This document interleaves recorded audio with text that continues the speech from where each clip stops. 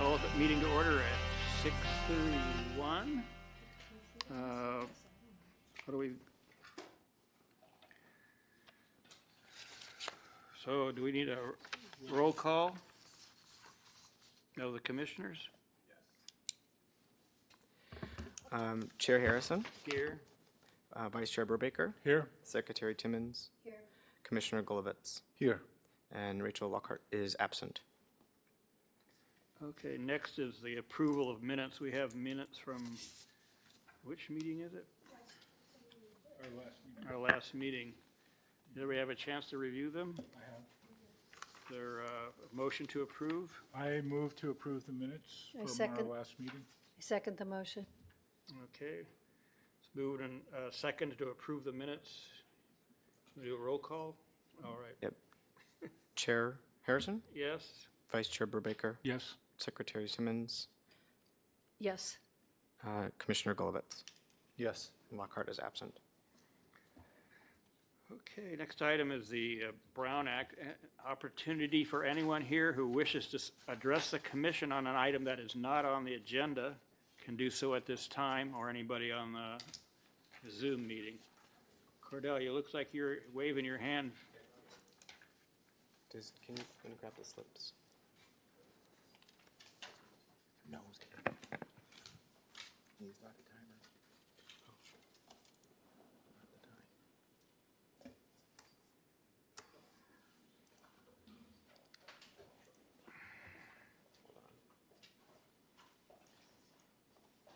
What timer do you want me to use? I see it. 3 minutes. It's there. It's just taking a second.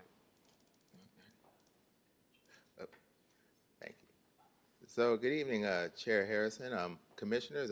For the record, Cordell Handler, a Richmond resident. So, I do want to thank the Commission for denying the office space on the south side of Richmond. We were very happy because I had mentioned it to the Pullman Neighborhood Council, and we were ecstatic that the Planning Commission denied the project. So, it was a well fought effort. So, I must commend you for that. It was long overdue. So, one, and I bring this up every meeting.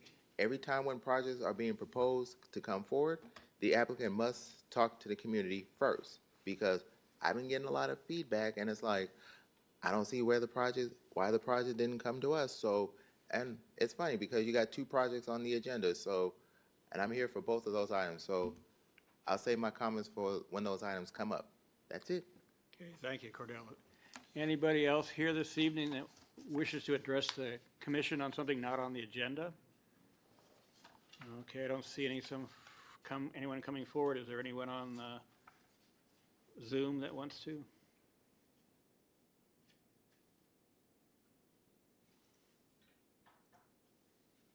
If you are online and you'd like to address the commission regarding items to the Brown Act, please raise your hand and I will allow you 3 minutes to speak.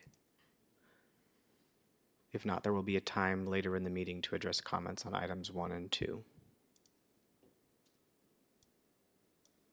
Seeing none. Okay, we're golden. Okay, we're ready to move on to the new items. First is item 1 is PLN 25-087 Chevron Food Mart Beer and Wine Sales.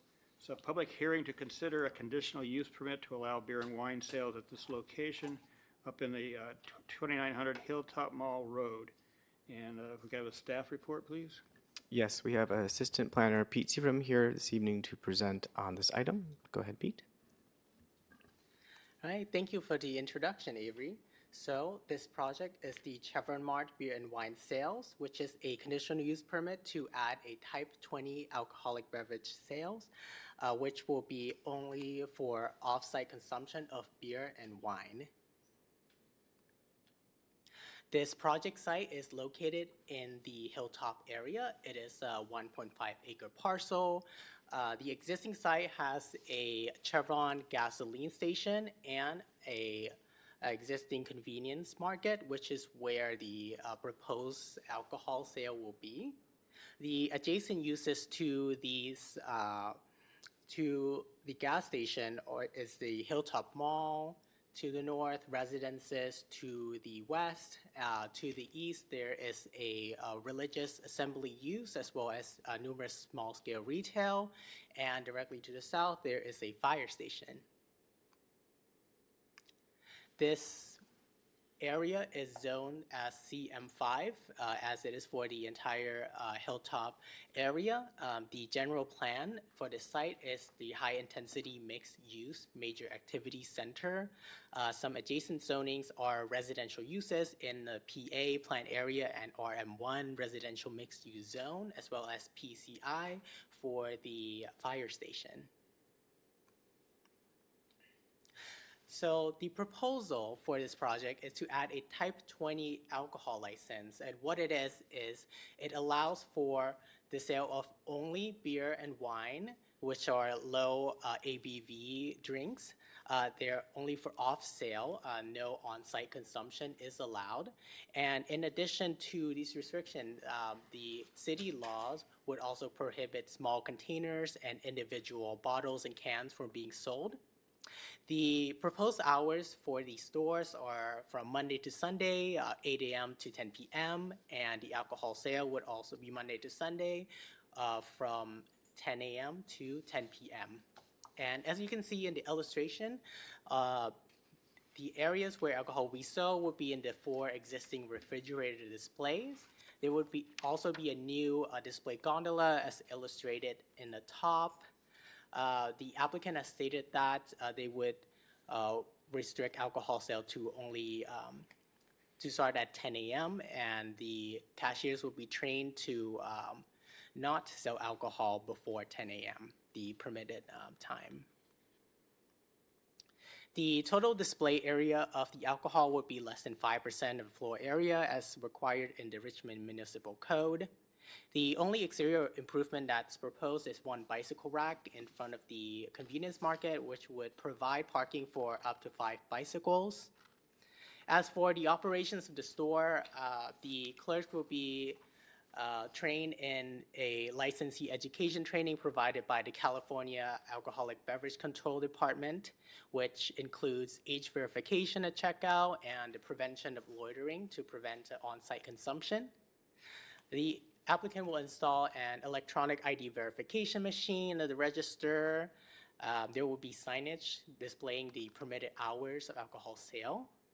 And there will be interior and exterior security cameras with a 2-week retrieval function. The zoning requirements in the municipal code requires that any off-sale retails of alcohol are required to be at least 600 feet away from other liquor stores, convenience markets, schools, recreational centers, and public parks. There are no liquor stores or convenience markets nearby. There is a school and park in the area, however, it exceeds the minimum distance requirements, so it meets the distance requirements in the Richmond Municipal Code.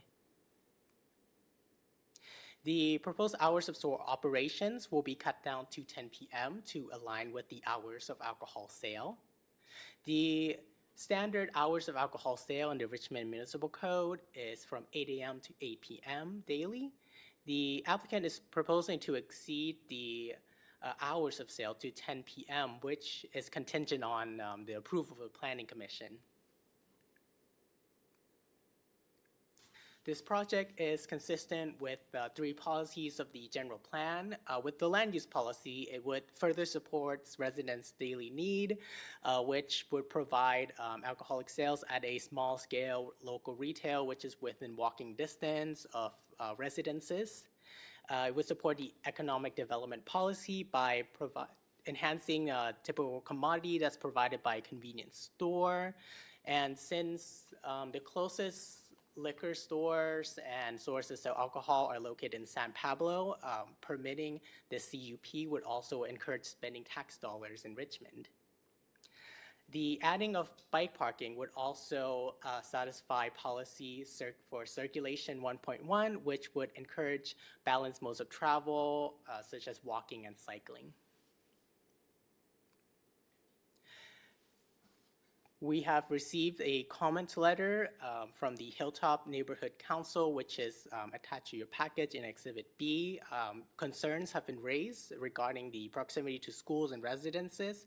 However, it does meet the minimum requirements as stated in the municipal code. A notice has also been sent out to all property owners within 300 feet of the site, and there has been no other public comments received. The Richmond Police Department has also been contacted for comments.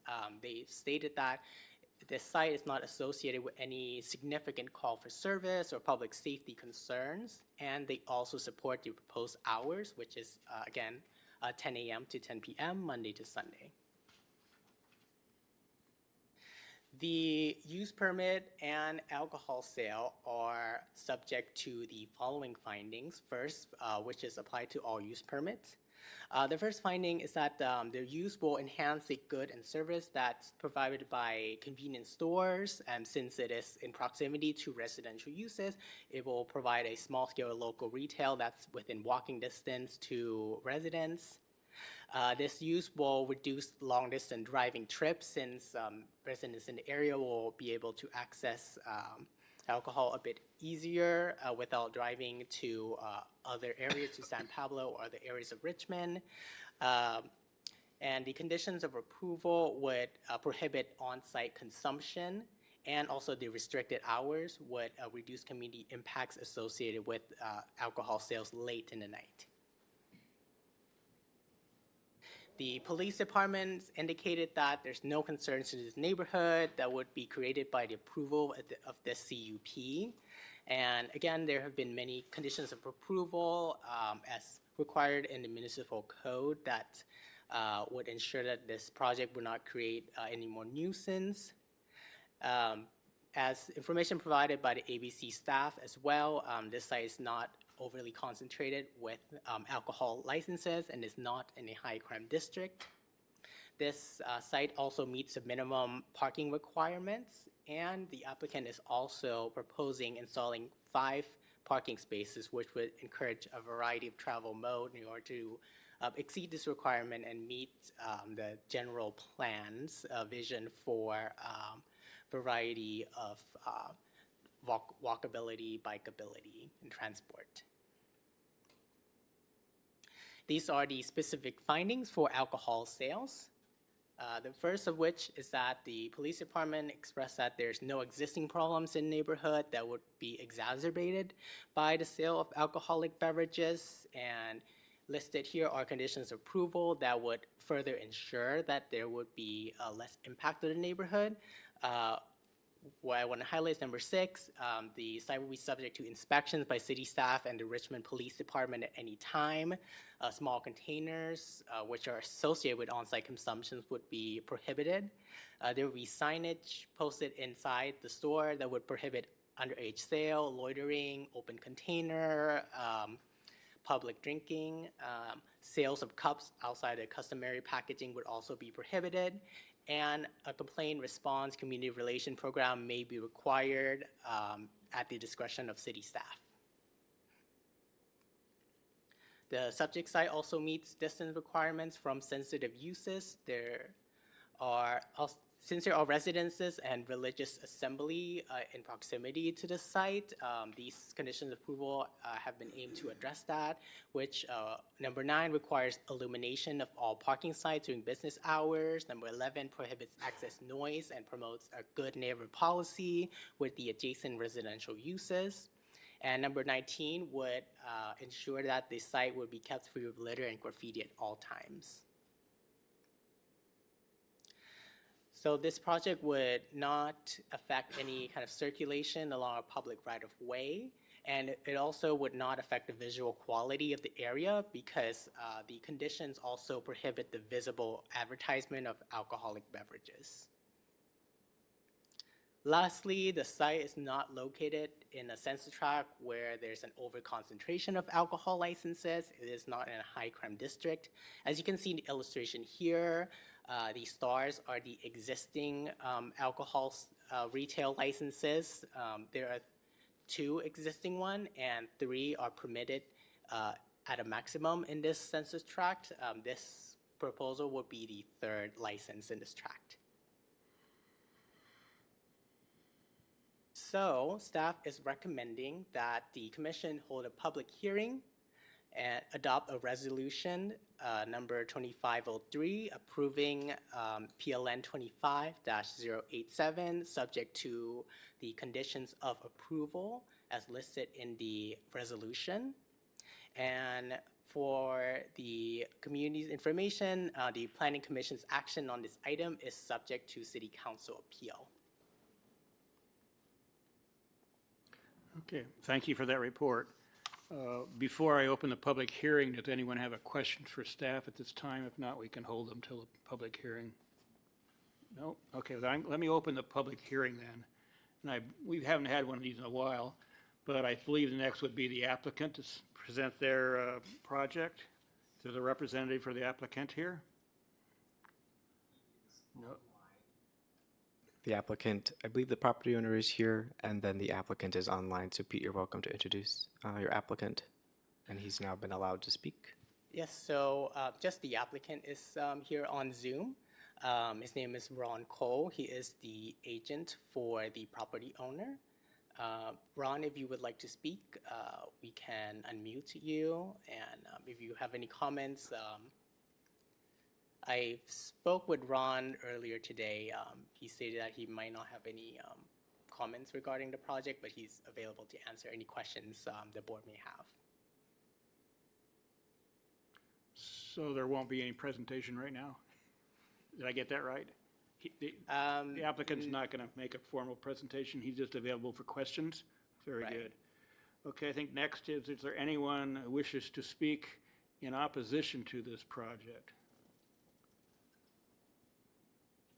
I don't see anyone, but they might be behind the pillar. We do. I'll start here with Riley.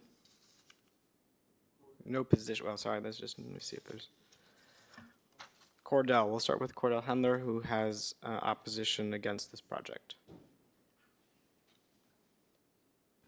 I thought I would get it 10 minutes, but I'm like, okay, start the clock. I messed up. So good evening again, Chair Harrison, commissioners. For the record, I am a Cordell Hendler, and I'm a Richmond resident. So thank you, Pete, for this presentation. So one of the things that I was thinking of is like, I do support the Chevron, market itself, but the concerns that I had was, and I read the neighborhood council's letter, and I do kind of agree with it. It's like, I mean, there's close proximities to schools, and I'm like, and it's going to, I don't know what the terminology is, but it's like, but it's a concern that it's like, this, it's like during like school time, like, 8 to whatever time it is, but it's like, it's going to bring more concerns. So I'm thinking it's like, Chevron convenience store, yes, but selling alcohol, I'm like, it's something, it's been like, it's concerning me because it's like, and I shop at Chevron every so often, but it's like, but you have to ask yourself, do you really want to see beer and wine in a convenience store? Let's just think about that. But you also got to think about like, the parents have to like come through there, and it's like, that's just food for thought. But one of the things that I don't think it was mentioned, like, the traffic, because if you go up to Hilltop Mall Road on any given day, as soon as 3 p.m. hits, traffic would be backed up, and it's like, it's a concern. So I do like the Chevron convenience store concept, but the idea of alcohol and wine is kind of like, it scares me to death because I'm like, I've seen a number of people getting hit over of alcohol. So you have to think about it though. Think about it though. It's like, it's going, do we want to bring some quality of life, or do we want to see an accident with alcohol? So I'll let the Planning Commission think about that for a second, and I want you to hear the other speakers about this item. So just let it all sink in, and I'll yield my time. Thank you. Next, we have Bhavin. Good evening, Bob and Catcher. Good evening. Bhavin Khatri. I'm the president of the Hilltop District Neighborhood Council. Really want to first thank staff for the excellent report that they have generated on this. We oppose this. We actually had a vote during our neighborhood council meeting a while ago, and the residents of the Hilltop District are in opposing of this. There's two reasons. The staff said that there's schools there, two schools there, and they're not within 600 feet, but it may be 601 feet away. So there's two schools there. Elementary school is the closest nearby. And staff also conveniently left out that there's a dispensary like 100 feet within this site. Green Remedy as well. So we see this as a nuisance, and we don't support it. For that reason, there's a lot of cars, parents that come to pick up their kids, and there's a long line on the Hilltop Mall Road that goes all the way to this gas station as well. And so that's the reason that we don't support it. Well, thank you, Commissioner, for listening to our concerns, and I'll yield my time. Thank you. Thank you very much. The next speaker against the project is Jacob. Is your microphone on? Okay. Good evening. Thank you so much for listening and allowing public comments. My name is Jacob Schroth, and I am a resident also of Hilltop District and walking distance to the Chevron. And I guess I'll say, in addition to what the two gentlemen were saying, I agree with those comments. And I'll add that, you know, in our area, we're working really hard to try to create a community that is positive and brings people together in positive ways. And, you know, there's not a lot of opportunity, not a lot of amenities out there as it is. And to just bring alcohol as, you know, as a priority, it doesn't make sense to me, and is something I'm just really against. And, you know, if we had more of a vibrant community with restaurants and, you know, more businesses, maybe that would not be such an isolated area where you're attracting a certain type of person. And the other two things I want to say is that it's not an area with high crime now, but, you know, you're adding an element that isn't there before that could enhance that possibility. And we also have a problem of sideshows, right, where a lot of, you know, people will come out there and drive recklessly, and I don't want to add alcohol to easily accessible to activities like that. I'll yield my time. Thank you so much. Next, I have Arto. No position. How's Avery? My name is Arto Rentila. I'm the chair of the RNCC, the Richmond Neighborhood Coordinating Council. We oversee all the neighborhoods in Richmond. There's approximately 31 in Richmond. I'm also the president of the Fairmead Hilltop Neighborhood Council, which is next to the Hilltop District Neighborhood Council. I'm here in support of the Hilltop District Neighborhood Council. I think that we don't have enough police as it is right now, and we have a representative from RPD that's going to speak later on the next item, and we just simply don't have enough police.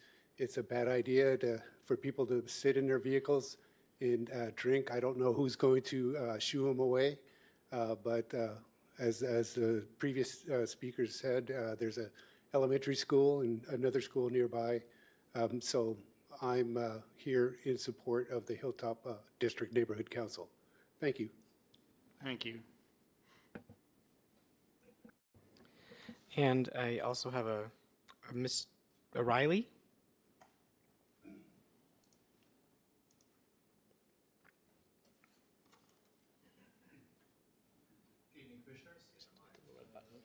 Good evening, Commissioners. My name is Corey Riley. I wasn't planning on speaking on this item until I saw a picture of that bike rack. So I do live in Hilltop, but the position of the alcohol is not why I'm up here. I work for the West Contra Costa Transportation Commission and also 511 Contra Costa, which is a countywide transportation promoting program. We have various incentives to encourage biking and transit and all that. And I run the West County Bike Rack program. So we've been able to provide bike racks all over West County, the ones at Unity Park, the ones around Kaiser, just some examples. And anyone that's looking, if they have a spot around town that they're interested in having a bike rack, we have a forum on our website and you can apply there. We would recommend not using the style of bike rack that was shown as the example in the slide, the wave style of bike rack. That's kind of an outdated mode. We encourage using bike racks such as the Omega shape or a U shape, where you can have 2 points of contact when you're locking your bike up. You want to be able to lock your bike up at either 2 points on the frame or be able to lock, a lot of bikes have removable front tires. So you want to have 2 different points of contact. And so I'm just speaking to say I would not recommend using the wave style. I would use Omega or U's or something like that where you have 2 points of contact. Thank you. Thank you. And I have one member of the public online, an O'Neill. You are free to talk. I will.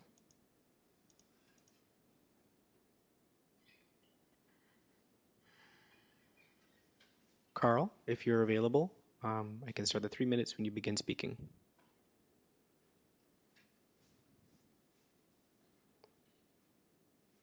I will move on. We can come back to you. Okay, hello? Oh, there we go. Yep. Okay, thank you. My name is Linda O'Neill. I'm the wife of Carl O'Neill. I'm a resident of Hilltop.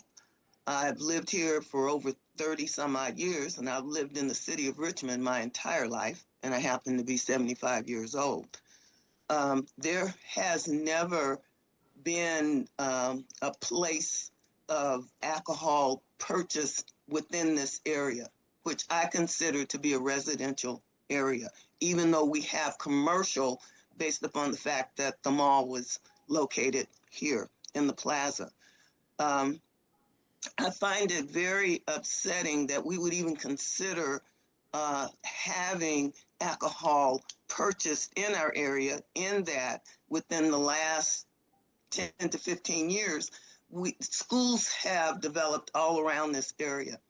It's not a good area for alcohol consumption to be purchased, and whether you leave the place that you purchased it or not, to have it sold in our area. So I agree with the opposition based upon a lot of the things that they've stated. And as a resident of the area, I just wanted to make my feelings known. Thank you. Thank you. Next, one more person online. I have it's Mr. April Roy from Hilltop Village. You are free to speak. Hi, thank you so much.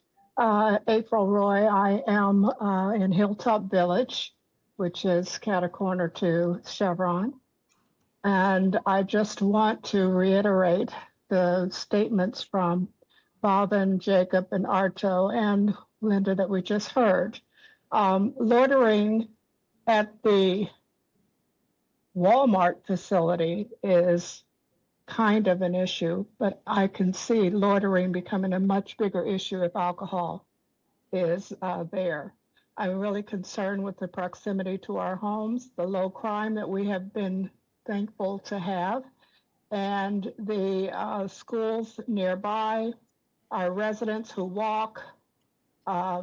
We've heard of traffic with people wanting to get there to get their alcohol. We've seen how that works on Fridays to get beer and wine in other locations. Very concerned. And I'm on the Hilltop Village Safety Committee and Communications Committees for the Hilltop Village Homeowners Association. So very concerned on behalf of our residents. So thank you so much.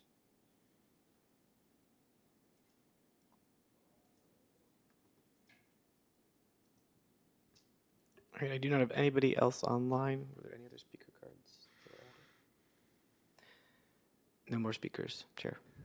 Okay, that's the last of the speakers. I think I protocol is to allow the applicant to respond to the comments that were provided. If the applicant wishes to do so, this would be your opportunity.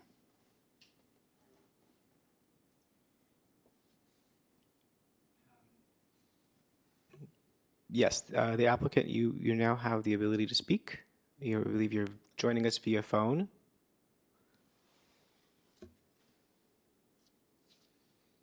Yeah, can you hear me? KCRT, could you turn the volume up? Hello? Yes, we can hear you. Yeah, I heard the comments, but I'm just wondering why these people didn't contact the applicant in the very beginning if they had these issues. I reached out, I got the phone number and email for Bavin Cantry, emailed him before we even filed the application. I didn't get any response back, nothing. So I'm just, I'm a little confused why at this late hour now these people are all upset about this, and these issues maybe could have been resolved early on if they have any issues. I don't think they understand exactly the process of what's going on here. This is not going to be a liquor store or anything like that. It has very limited amount of beer and wine, limited hours. It's a nice area. I just don't understand these issues. They sound like it's going to be turned into some kind of a dump where people are out in the front loitering around drinking, and that's not the issue at all. And I wish they would have contacted us early on if they had issues like this. Okay, thank you for your comments. At this point, I will close the public hearing to the audience and open it up to the Planning Commission for questions and comments.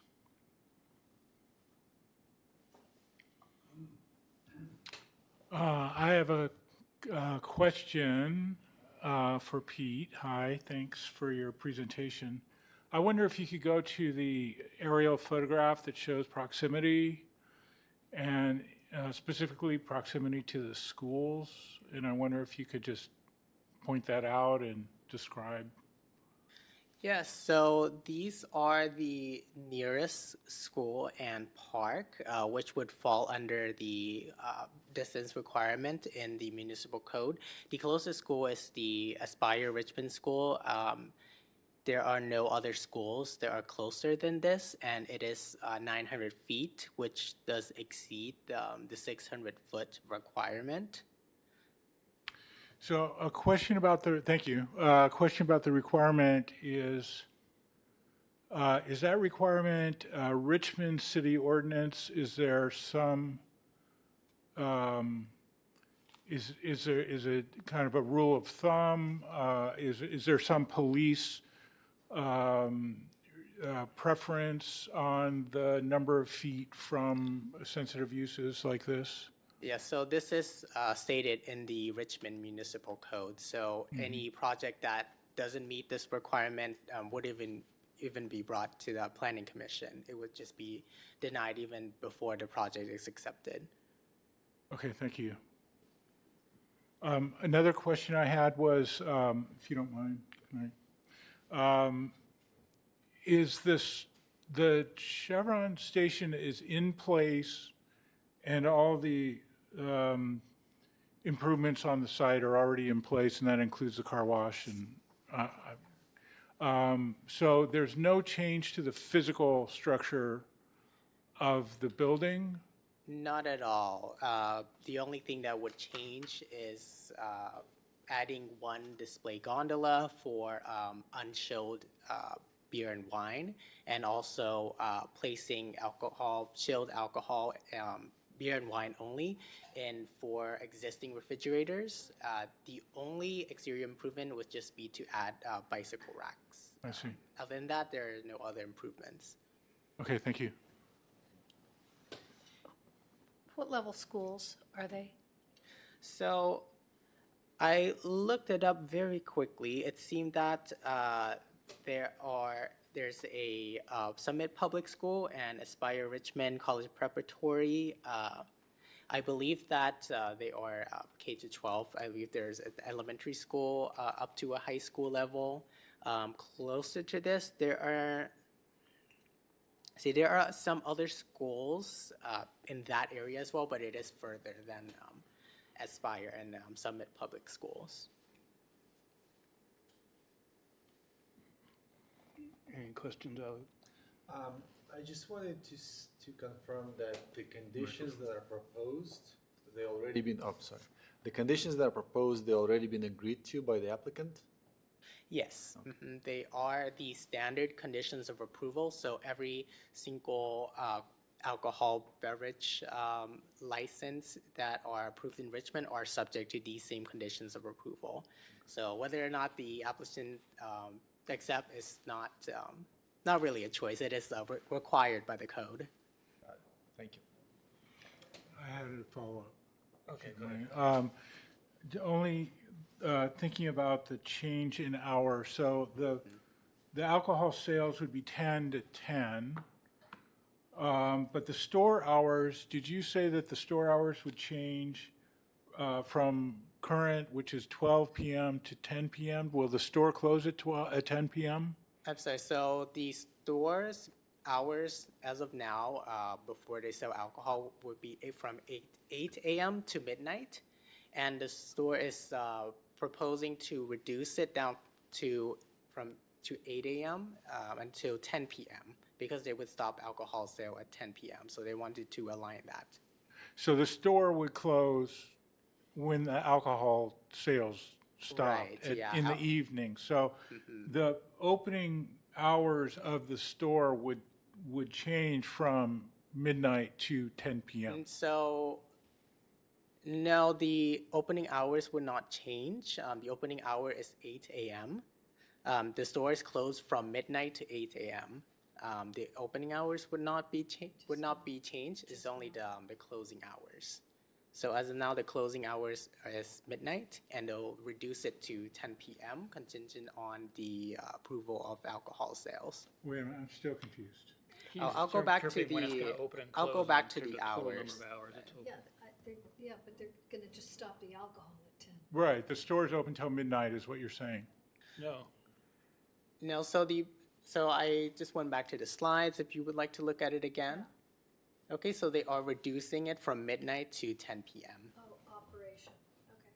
Yes, and since the what I proposed said. hours of alcohol sale is Different up uses until of the 10 word p.m., they would just close the store at 10 p.m. So one could imagine that is a benefit to the community that currently this store is open till midnight. And if this item passes, then the store would be open until 10 p.m. So it could conceivably be thought of as a benefit to the neighborhood that the store is not open as late as it is currently. I'm just trying to think this through, so. Right, yeah, thinking out so loud here. instead of closing at midnight, they would close earlier at 10 p.m. The 10 p.m. was actually suggested by the Richmond Police Department, as other liquor stores in the same area, in the same census tract area, and the other liquor stores in San Pablo also close at 10 p.m. It would better align with that, so that basically all alcohol sales in the vicinity would close at 10 p.m. And for any concerns about loitering at night or sideshows, since the store would close at 10 p.m., that would reduce any potential nuisance, since they wouldn't be able to access it at late hours in the night. Okay. One other question I had was Walmart, do they sell beer and wine? They do not. They do not have a ABC license. So if I go back to the presentation, the census tract shows that the only other alcoholic beverage sale permits that are allowed by the state right now, there's one at another gas station convenience store that is closer to Richmond Parkway, and the other store that's on Closeway is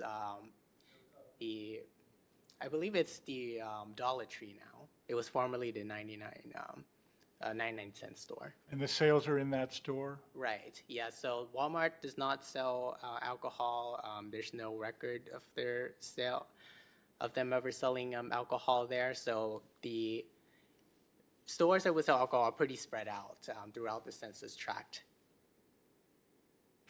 Do you, and I think I probably know the answer to this, but do you know if there's issues with the other gas station that sells alcohol? So I have not contacted the police department regarding the other gas station. However, they specifically looked at this subject site and they determined that it's not an issue there that would be exacerbated. And since it is pretty far apart, I believe they didn't raise the issue because of that. Okay, thank you. Well, you asked my question, so I'm off the hook. If there are no further discussions, I guess we are in a position to deliberate. Go ahead. There's somebody from the police here, it looks like. No? I thought maybe he could address that issue.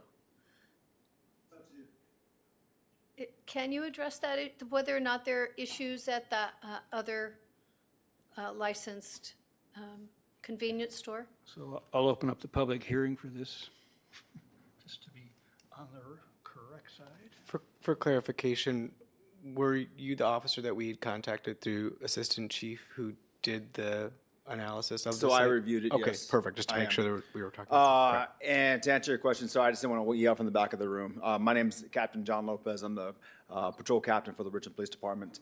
I don't know what liquor store you're referring to is the only problem.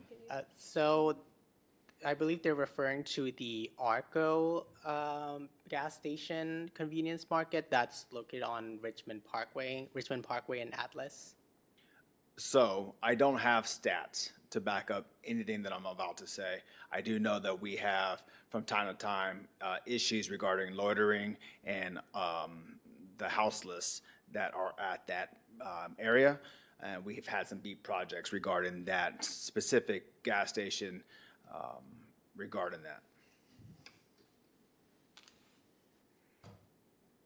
Is the occurrence of the sideshows fairly frequent in that area, or is it like random all over town, like other parts of town? Sure. Sideshows are very frequent in Richmond in general, and they do go from the south side to central and then all the way to the northern district. They're hard to predict on where they're going to be specifically. So it's very random on what area. A lot of sideshows are going to happen either in a big intersection or sometimes even the very, I would say, intersections that no one ever uses. So it's varied throughout the city. Are there any sites that are more frequent than others? Like, is there like hotspots for that in Richmond? Typically around our freeways. And so Richmond Hilltop is not one of them? Oh, no, it is. We will have sideshows at Hilltop. Okay, thank you very much. We close the public hearing again. So, what's the wish of we don't have to talk to anybody else, right? We've covered all the bases for this. So let's decide what we want to recommend to the city council, or decide, and then let the council follow up if they need to. You're not making a recommendation to City Council. You are the final decision in The this. final decision. So Correct. it can only be appealed. It can to only be council. appealed to council. Okay. Does anybody have interest in making a motion? Do we want to consider giving applicant more time to talk to community, since looks like he was saying, well, why wasn't I approached before? Or do we want to make a decision today?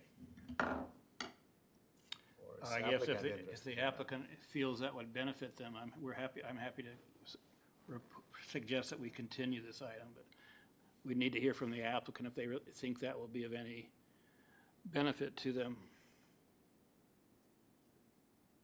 Would you like to open the public hearing to allow the I applicant will to do speak? that. All So right. I'll open it up to hear from the applicant. All right. You are now able to speak, and pardon me for not knowing your last name, first or last name, sir.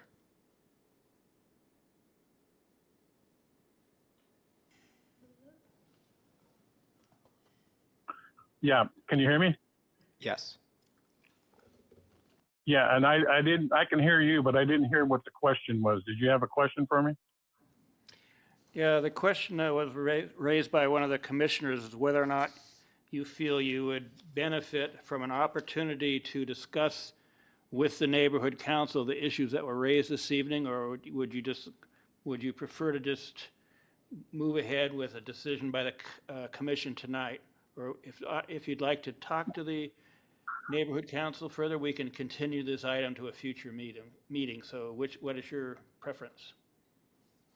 Well, you know, what I heard, the people that testified, I don't know that they understand what's going on here with this license. This is going to be not a liquor store. It's not a big convenience store that has a full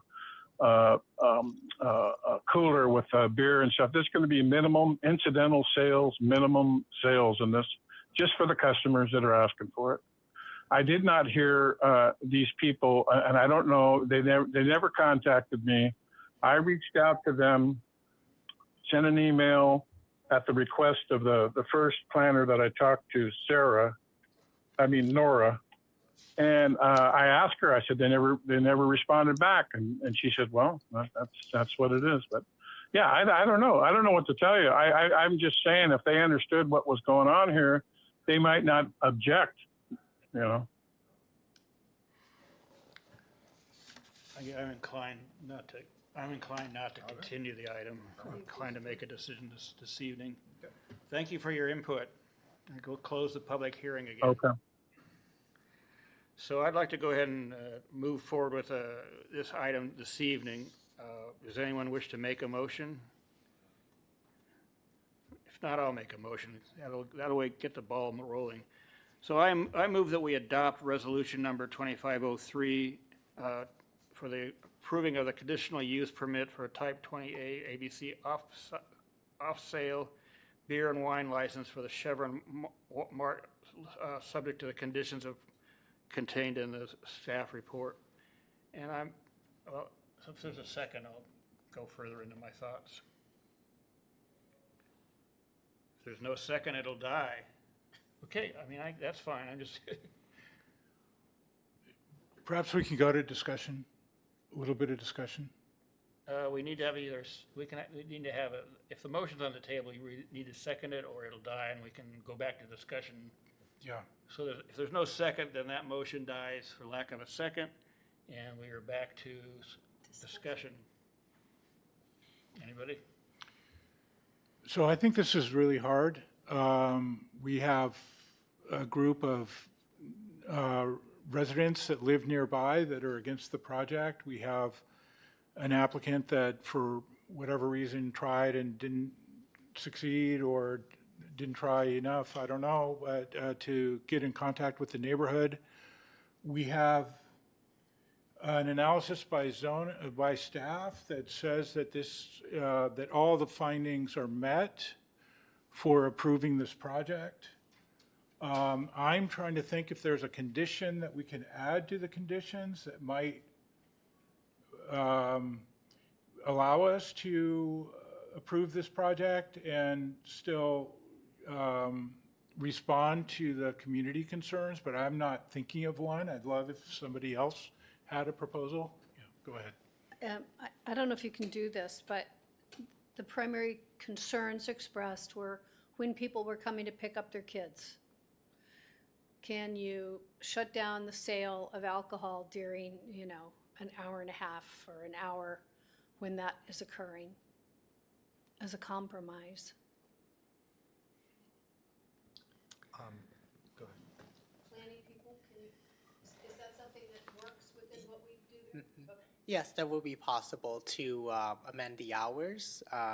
You could propose to close it from, say, when school is let out, we can do more research on when the schools in the area or they let their kids out, close from perhaps 3 to 5 or sometime that would fit best with the schedules of the school in the area. That would be possible. They could sell from, let's say, 10 a.m. to 3 p.m. And then back up again from 5 p.m. to 10 p.m. That might be difficult to enforce. I'm not sure how we're gonna get a police officer out there to enforce that in a timely manner. And I don't know that who else would enforce that kind of a approach. They've done it for a million years in the state of California, having gone to UC Davis when we had, were those blue laws? Is that what we called them? And they would basically just put a piece of canvas over all the alcohol at 7 o'clock at night or whatever it was, or all day Sunday. I forget, but No, I'm not familiar with those, but I can see what you're talking about. yeah, that's Makes what sense. we did for years in California, because there are a lot of places where if you were around a school for years around the UCs, you could not sell alcohol during certain hours and on certain days. Around any university, I think, or because we were out of control. It was the 70s. Come on. But yeah, I mean, I think there's ways to do it, but it really has to do with the owner enforcing it more than anything else, and somebody occasionally sticking their nose in and making sure that he's respecting the agreement and as a compromise if that's what they're interested in. Well, I mean, that conceivably would work, but is that the window that we see needing some kind of a control on the alcohol sale during that window when parents are picking up their kids? Was that the essential, is it the period of time where would have the most likely problems with the sale of alcohol? I'm not sure if it is, but. Well, that's true. That was one of the issues that was raised. It seems impractical to me. This is a K through 12 school. What are pickup times for kindergarten and what are pickup times for high school? And does this put the onus on the store operator to understand what the pickup times are? It just doesn't really seem practical to be able to do it to me. Another option would be to have this, if we were to approve this project as submitted, add a condition that would require it to come back to the Planning Commission in 1 year's time with a report from staff on whether issues that had been raised by the neighborhood indeed manifested themselves and that there is a problem. That would another approach I'll suggest that we consider. I actually think I'd like to make a motion. I like Commissioner Govetz's idea that the applicant should be talking to the community. I think that has benefits above and beyond this particular issue. There should be communication, and so I'd like to make a motion that the commission does not approve this and instructs the applicant to reach out to community members, have a discussion, and reschedule a commission hearing. So your motion is to continue the item? For clarification, if you were making a motion to deny this application and you move forward with that, the application would die. And you would not be able to return. You'd have to have a. Yeah, then it's a motion to continue. Okay. With the request that the applicant contact the neighborhood council and engage in some dialogue and then return at a later date to have a report out on said dialogue. That's right. Not to speak for the Is there chair. a second to that motion? Yeah, I'll second that because I think community can be creative about proposing some solutions to the safety issues. So I think it's a good idea to give an opportunity to talk. Okay, so we have a motion and second to continue. Do we want to put a time frame for this to come back to the council, or do you just want to leave that open-ended, Avery? I would say, I guess my first question is going to be, and all the public hearing is not open, when is the next? Well, I would suggest to keep the public hearing closed. Okay, I'll keep the public hearing closed. What I would then say is we'll connect the applicant to the neighborhood council and have them coordinate during their next neighborhood council meeting to have the applicant come and discuss. I can certainly attend that meeting on the behalf of the city just to understand and listen to the concerns that are being raised. And then from that meeting, both the community and the applicant can come to maybe some conclusion or a decision of what conditions may or may not be suitable. And then from there, we could return the next Planning Commission meeting to provide a report out on that meeting itself. It wouldn't necessarily be staff changing the recommendation in front of you, but just simply reporting out. And then it would also be another opportunity to hear from the community at that time. And the operator, or We would continue this to either a date uncertain or a date based upon what the staff comes back with. I'm just trying to figure out how to word that. Go ahead, Jim. I would suggest a couple of things. One is to keep the public hearing closed, and then, it's obviously your discretion to, if there's a need to reopen it, but I think the default would be to keep it closed, and subject to the report back from staff, and then you could figure out what you want to do once you receive that. And then it's up to you, staff on the timing, but it could be the first meeting in October. That'd be the most reasonable. I think that would be reasonable. Best to go to a date certain if we can, I think. Right, the first, so that's October.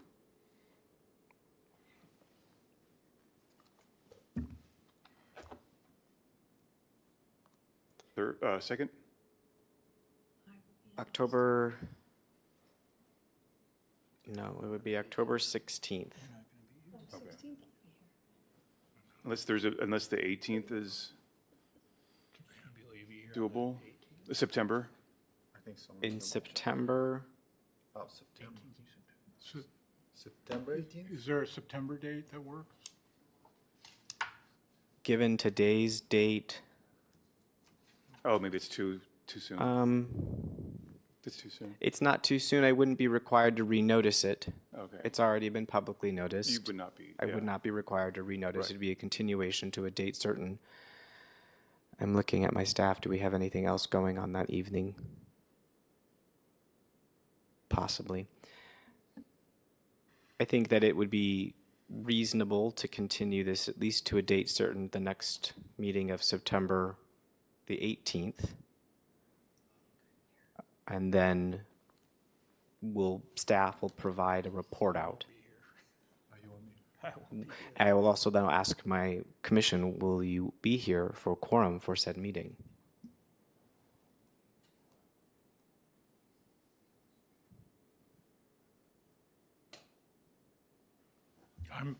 I'm here, I'm fine. You're here. I'm here. I'm not. I'm here on the 18th. Okay, so you've got a quorum. I would have a, How about to move the item to, or continue the item to September 18th or the next scheduled meeting thereafter? That sounds good. Works for me. And this is my motion, so I will add that to my motion. Okay. And the second is agreeable, I assume? Okay. We have a motion and a second. Should we have a vote? all right, just for the clarity of the community, so the motion on the floor by Vice Chair Burbaker is to continue the item to September 18th or to the next meeting thereafter. Correct. And I have a motion by Burbaker and a second by Chair Harrison. No. Nope, by Commissioner Golitz. I will now take roll. Commissioner Simmons, Yes. Vice Chair Burbaker, Yes. Chair Harrison, Yes. Commissioner Golowitz. Yes. Thank you. So staff will be reaching out to the applicant and the community neighborhood council to facilitate the meeting. Appreciate that. It's an extra burden on you guys. Okay, we have dispensed with that one until the next time it comes up. I want to take a 5-minute break and then we'll start item 2. Is that agreeable to everybody? Sure.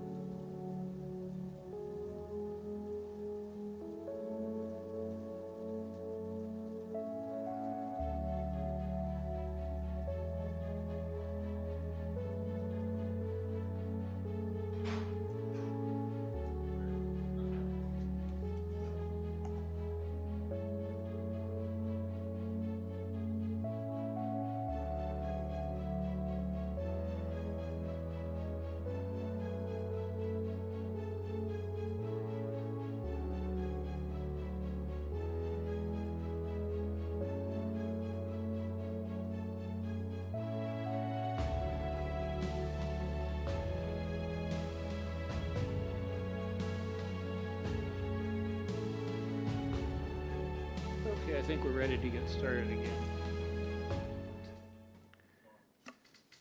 Okay, I will reconvene the Planning Commission meeting for August 21st. Next item on the agenda is the study session for PLN 23-344, the Hilltop Horizon Specific Plan. And I will turn this over to staff. So you can guide us through this session. Thank you, Chair, and good evening. I'd like to introduce Michelle Morris. We have Woody Hanson, thank you. And then joined online, we have Bev Choi and Ethan from ESA supporting the city in its plan for the redevelopment of Hilltop and the Hilltop Specific Plan. I will turn it over to Michelle to start our presentation. Thank you. Good evening, Chair Harrison, Commissioners, and community members. I'm Michelle Morris, the Senior Planner for the Hilltop Horizon Specific Plan. I'm joined by our consultant team, Beverly Choi of ESA, as Avery mentioned before, Ethan Wynot of ESA, and Woody Hanson, who will also be presenting, and Beverly Choi will also be presenting today. Together, we're presenting the draft land plan concept for the study session. I'll start with setting the framework for our discussion. This aerial photo shows you an outline of the land plan area, 143 acres, encompassing the mall area and peripheral land to its south and east. The city is leading a team of consultants, including ESA, Site Lab, Urban Studio, and other policy and environmental planners, traffic consultants, engineers, and economists. So the plan area is outlined in orange in the slide. We're offering a mission statement and vision for a land plan concept to get the Commission's comments and input during this study session. The mission statement is to reestablish Hilltop Horizon as an active and productive destination that supports a high quality of living, diverse experiences, and a new era of economic prosperity. The vision is Hilltop Horizon will be a vibrant mixed-use community that blends innovation, commerce, and culture, incorporating sustainable design, diverse housing, and green infrastructure. Hilltop Horizon will prioritize connectivity, inclusivity, and mobility, and serve as a model for equitable and resilient growth. Building on North Richmond's legacy as a vibrant destination, the plan redefines it as a dynamic and welcoming place for all. The Hilltop Plan area is discussed within the general plan as having key roles in economic development and land use policy and land use goals for Richmond. The work of creating a specific plan for Hilltop Horizon aims to fulfill the general plan's intention that Hilltop remains a major activity center. The general plan envisions the Hilltop Plan areas as a mixed-use regional destination with retail and employment, along with higher density residential development. Creation of the specific plan is funded by the Metropolitan Transportation Commission's Priority Development Area Grant, quite a mouthful, and the state's Department of Housing and Community Development Local Early Action Planning Grant. And the goal of the plan would be to re-envision zoning and promote mixed-use development and housing. Also, as recently as this summer, the legislature has enacted housing legislation to encourage housing creation and remove obstacles for more housing throughout the state. We now have legislation that further streamlines the housing approval process and limits downzoning, or in other words, limits jurisdictions' ability to reduce maximum housing densities. And some changes to existing laws further enable by right residential development on commercial sites, including mall sites like Hilltop. So we've received quite a few Senate and Assembly bills that affect housing in the state. Project timeline and updates. As many of you know, this Hilltop Horizon project began way back in 2021, and during 2022 and 2023, the city conducted analysis and discussion of the existing conditions at Hilltop and concept alternatives. At the end of 2023, concept alternatives were presented to the advisory committee, the community, the planning commission, and the city council. And then the city council directed staff to do more scenario planning for the site in 2024. And since then, city staff has been interacting with the mall property owner and their evolution of their ideas for developing their property within the Hilltop Horizon Plan area. More recently, city staff has worked on and produced the land plan concept for Hilltop Horizon, and we're excited to show it to you today. We intend to finalize the land plan, conduct technical analysis, and draft a specific plan and an environmental document. Which brings us to forthcoming Hilltop Horizon analysis. There's quite a list here. We plan to work on several reports and studies, including the work products listed here, for example, parking strategy, design guidelines, development standards, permitted uses, affordable housing, and anti-displacement strategy, and fiscal impact analysis, just to name a few that you see listed here.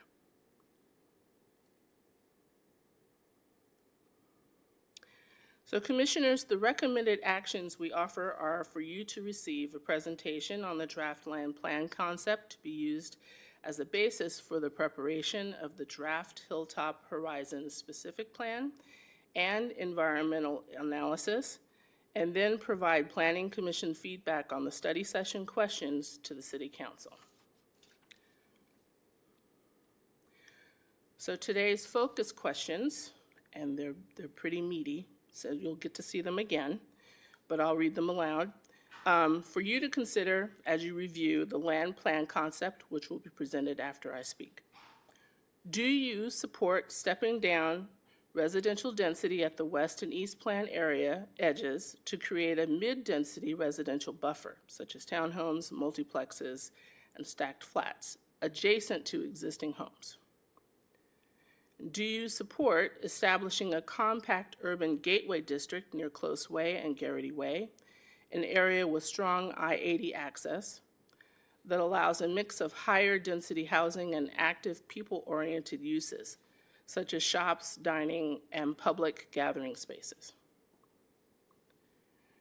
Do you support creating transitional districts between the mid-density residential areas and the higher density gateway district that allow a flexible mix of housing, retail offices, medical uses, and other potential economic drivers? And lastly, beyond the proposed elements, such as continuous bike and pedestrian pathways, a centralized open space area, an improved transit hub, and enhanced access to Hilltop Lake Park, what other features would you like to see included to further enhance connectivity, health, and recreational opportunities? And now to continue, Woody Hansen of Site Lab will present the land plan concept.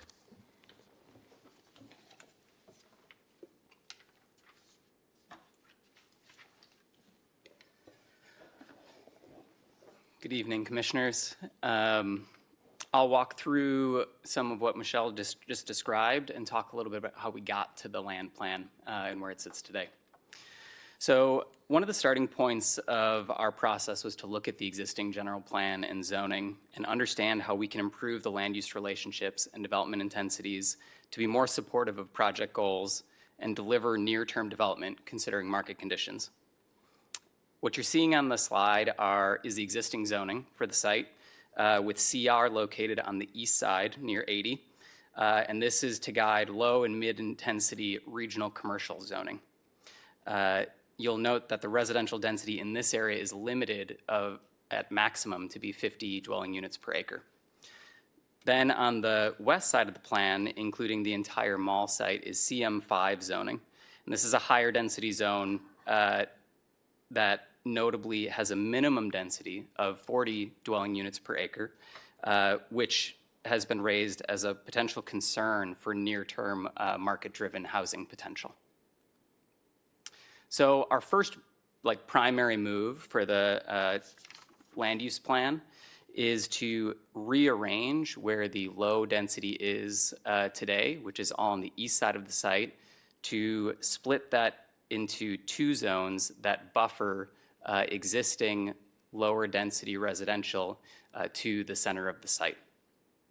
This strategy holds overall density, which is guided by the general plan and the state bills that Michelle mentioned, but becomes more context sensitive about the arrangement of where lower density housing is located. Then we implemented a more incremental transition of densities from between the east and west edges into a mixed-use gateway zone, which is shown there in the middle in red along Bloom Drive. This ensures the center of activity is located along primary roads and in proximity to the freeway to enhance access and create transition from existing residential communities. It's worth noting that while these figures are showing a generalized intensity band of where uses can be, there is an expectation that connecting streets to support walkability would also be included, particularly near the gateway. This gradient of densities is represented here in a cross-section cutting from east to west across the site. You're seeing a stepping relationship of residential heights from 2 stories along the 2 to 3 stories along the perimeter to mid-rise and high-rise development in the gateway, which is anticipated to be a later phase given market conditions. You can also see here the impact of the major elevation change across the site, which mitigates visibility to those taller buildings in the center. The 4 zones support a wide range of building types. Starting from left to right, the mid-density zone accommodates 15 to 40 dwelling units per acre for residential. This allows for 2 to 3 story attached townhomes, multiplexes, row homes. The transitional density, which would be the next one over, allows for 30 to 80 dwelling units per acre. This allows, again, for 2 to 3 story row homes that are higher intensity, as well as 3 to 4 story stacked products such as apartments and condominiums. The high density or intensity designation is next, which accommodates 50 to 135 dwelling units per acre, the current maximum of that CM5 zone, and generally supports housing between 3 and 6 stories, so apartments and condo buildings. And then the gateway zone accommodates 60 to 200 dwelling units per acre, generally allowing mid-rise to high-rise product of 5+ stories in height. Commercial development is also supported in the transitional high and gateway zones with intensities to support employment opportunities and drive use intensity and activation closer to the core of the site. This slide and the next shows some of those examples of the residential and commercial development opportunities that we have envisioned here at Hilltop. Here you can see the top row would be examples of housing development that would be enabled in the mid-density and the transitional zone, and the bottom row represents the high-intensity and gateway zones. These commercial development examples show the support and general consensus around employment uses and activation opportunities for the site, particularly for a walkable experiential retail zone, which is encouraged in the gateway. My colleague Bev, who will speak next, will describe the public space and transportation improvements in a few slides. But the plan is to take advantage of the distant views that you gain from being in the Hilltop Mall area, while also connecting to Hilltop Lake Park, and also providing new opportunities with paseos or greenways that connect through the site and urban plazas and gathering spaces within the high intensity and gateway zones. I'll pass it over to my colleague, Bev. Great. Thank you so much, Woody. Good evening, Chair and Commissioners. Hope everyone can hear me all right. Bev Choi with ESA Planning Manager. If we can go to, perfect, on that slide, as you saw earlier, the image on the left again is the existing zoning. This is the general plan's vision for the Hilltop area, which is again a major activity center. And we heard that in item 1, and want to point out here that there are only a small handful of these types of designations within the entire city of Richmond. There's Hilltop, there's Marina Bay by the waterfront, and there's downtown. And so in other words, these are very rare sites. These are high value locations that really don't come up often. And so how we plan for them now is really going to shape its long-term success over time.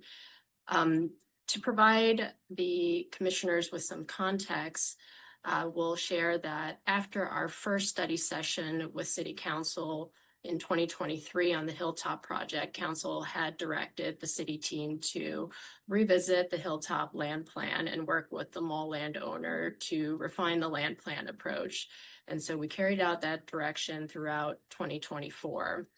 And so with the image on the right, this is a reflection of the city's interpretation of the mall landowner's most recent concept that was shared with the city team.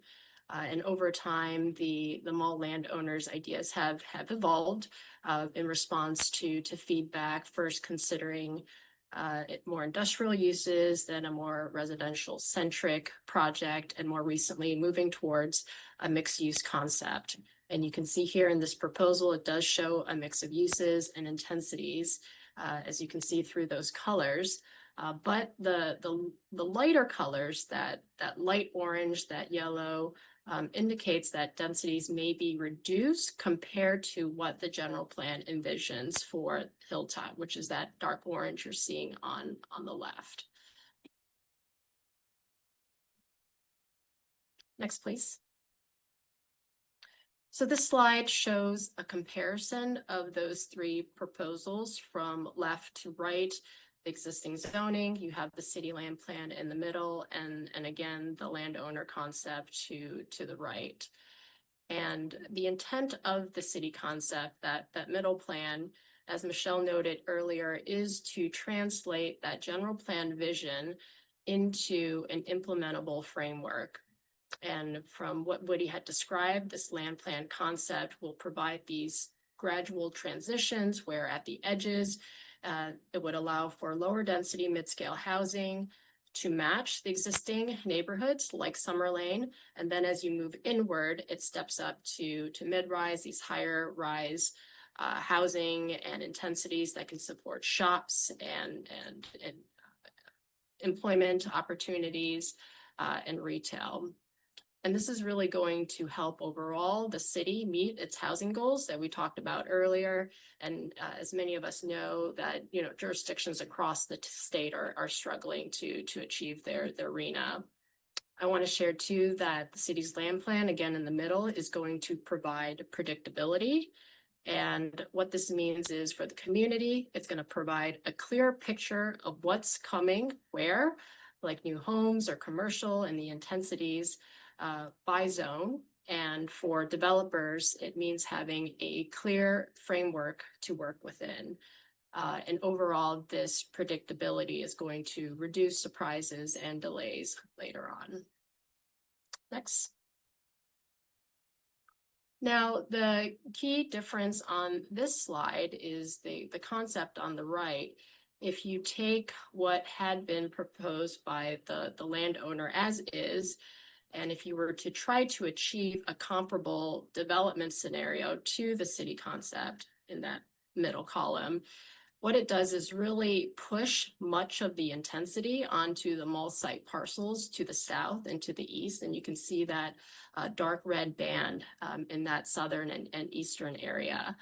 And the city concept in the middle instead looks to distribute uses and intensities more equitably across the entire plan area. So as an overview, the city's land plan concept considers near-term development while preserving long-term potential, so that some development can happen now or in the near term because the market is ripe, but also sets aside areas for future opportunities. And as many of us know, markets go in cycles.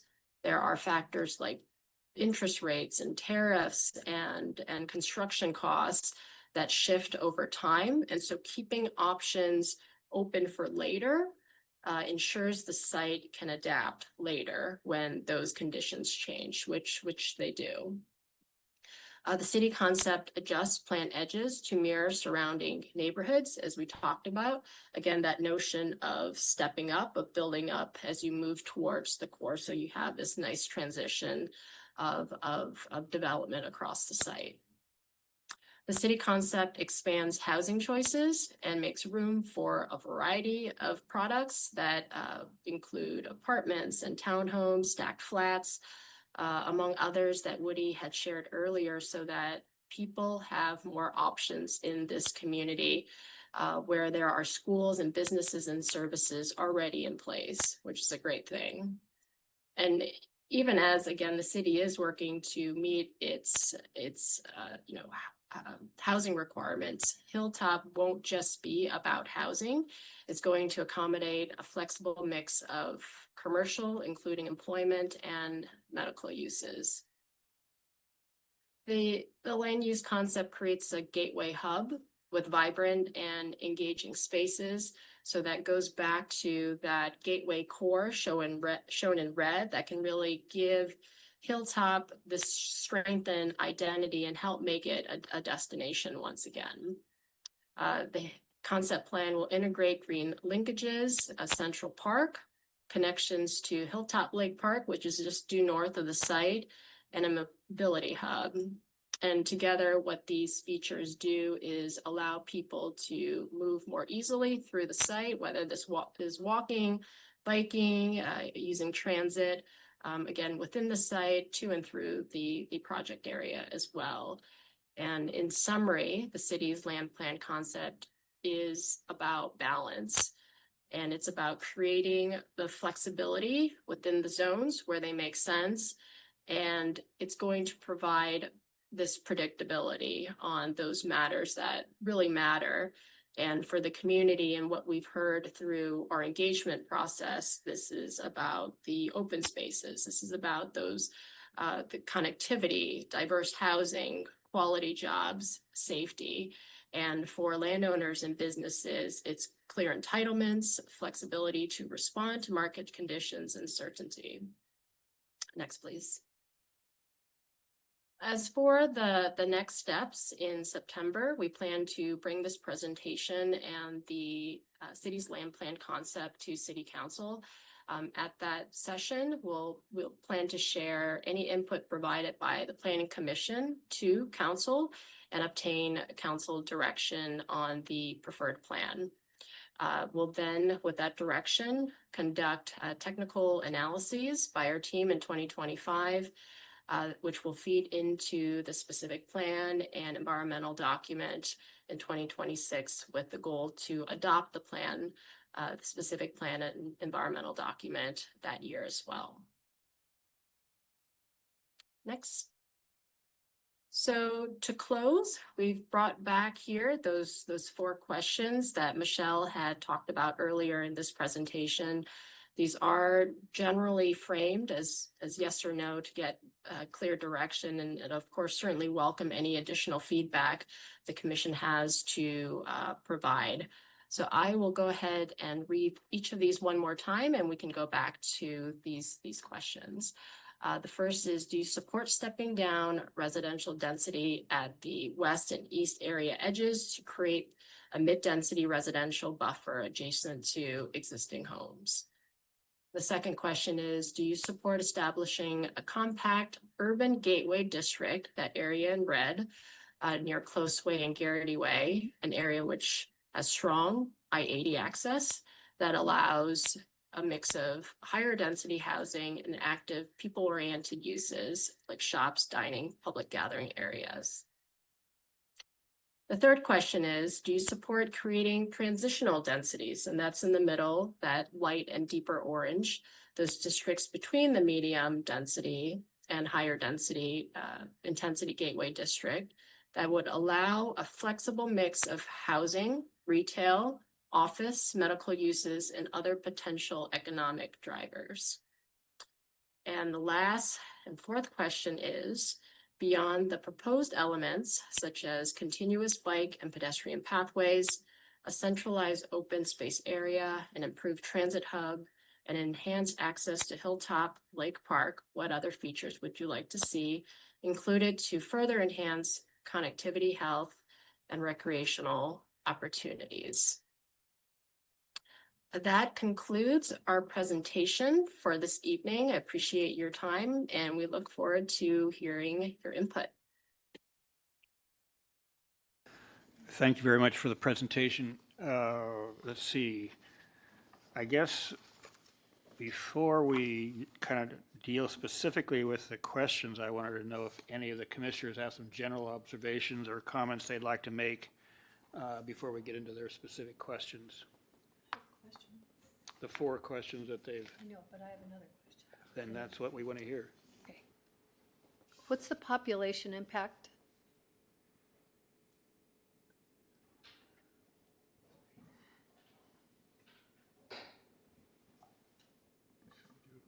I'm sorry, Commissioner. I'm not quite sure what you're asking about. How many humans would this add to that space? I think it depends on what kind of development actually happens over time. So it's not exactly something I could give you an estimate on. It depends on property owners and how much development actually occurs. So you're just talking about changing the zoning to allow people to build these things in this way?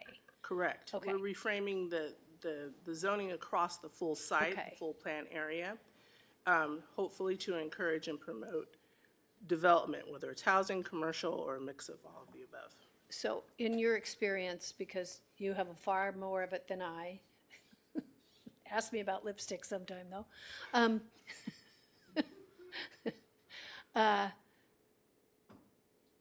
What would you envision being the time frame that it would take for people to begin to, you know, sort of start to fill this in and develop these residences and these businesses, and what kind of, I mean, because I look at it and I go, oh God, we're going to need another school, and we're going to, you know, that's where my brain goes. So I think it's important to remember we're at the very, very beginning of creating a specific plan.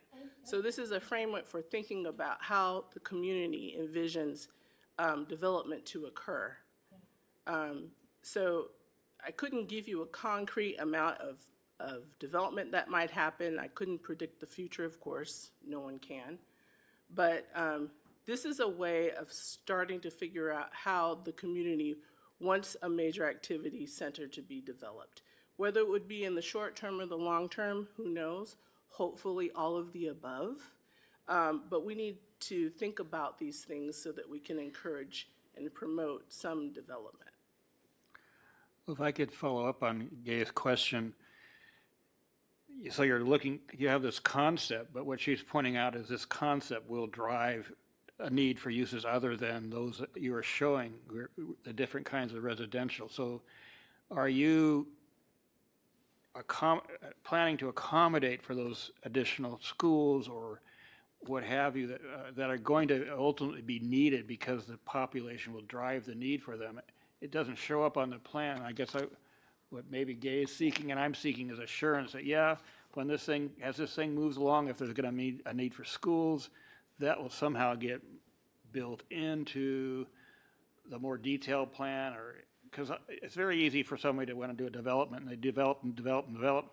Oh, gee, we didn't build a school. Well, you over there are going to have to build a school, and you don't want that to happen. So I can certainly chime in. So in regards to the development of schools, so one, the city of Richmond does not build schools. We do not operate schools. So we, the city, would not be the developer.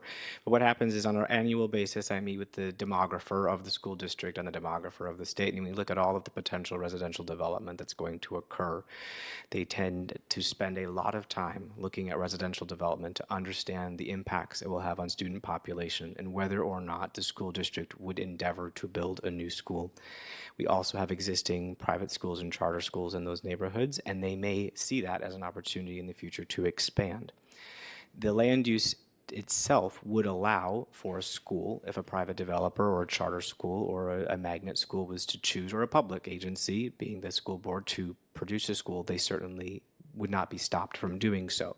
The goal would be that organically, as we see beginnings of a plan and the beginnings of construction, and as we meet with the demographer and we talk about those population growths and they look at their existing schools and the number of students enrolled, whether a new school is warranted, right? And there does come a time where that happens. In my previous career job in Milpitas, that was part of my almost a decade there, was a new high school got built over the process of 15 years building out a BART station, right? So it does occur as a relationship to the development of a site, but it is not something we directly influence, but it is a conversation that has already begun. We discussed this with transportation groups and different agencies that provide service to the city of Richmond that are along with us for this development.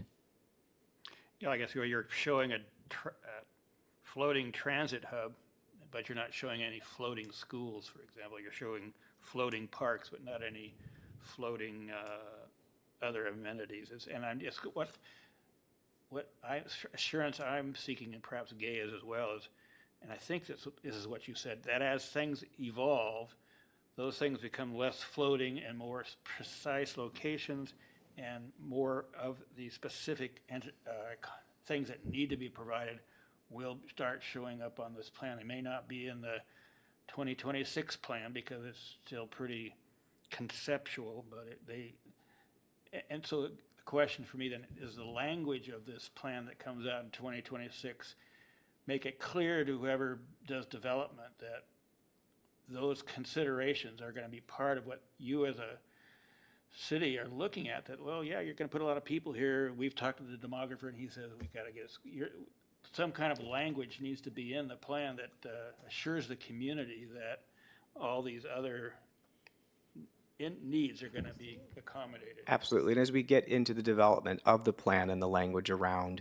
specific goals and policies and standards that are in place, there would be a section on education and the policies that would be supported. So as we look at a land use plan and zoning that would allow for it would then be supported by policies and or other considerations within the document that guide the development of a school. Because when I look at this, it's not just schools at all. It's just infrastructure as a whole. I think about, hospitals, schools, everybody who has to grow with this sort of burgeoning project. So and I honestly have no idea how that works. That would really be a discussion as part of kind of phase 2 as we move through. Like, this is again the concept. We haven't gotten down to where those things might be on a map or where they wouldn't be on a map. I don't know if Woody or Bev or Michelle would want to add anything to that, but it would be too early to precisely pinpoint those locations. Right. But the services that support a healthy growing economy and a healthy growing community would entail those services being things that get added. And it would be very natural and sometimes quite organic. There might be a need for an apartment building that's going to have a retail space on the bottom, and someone's like, well, I'll open up a dentistry practice, or now I'll open up a spa, right? Those things happen and are driven by buildings being created and people living there, right? So this is to have the framework in place so that people who are interested in developing within Richmond know, okay, this is where we're going. So if I opened up a child care facility or a high school or an emergency clinic, for example, or a hospital or whatever retail use you might think, there's an understanding of the population growth that's going to occur that will also fuel the economic growth of those uses and those operators. Thank you. Thank you, Avery. This is... Go ahead. I apologize for interrupting.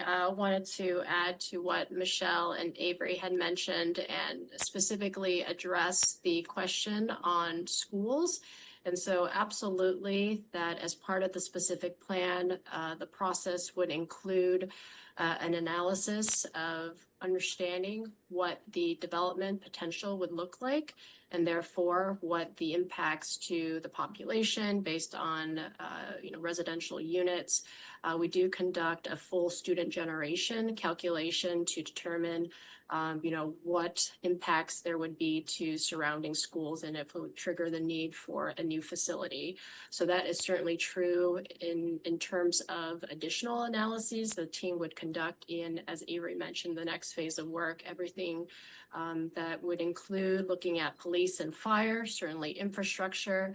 There was a list that Michelle had shared earlier in this presentation where our team would look at a variety of technical analyses to ensure that we understand what the impacts are to from the project.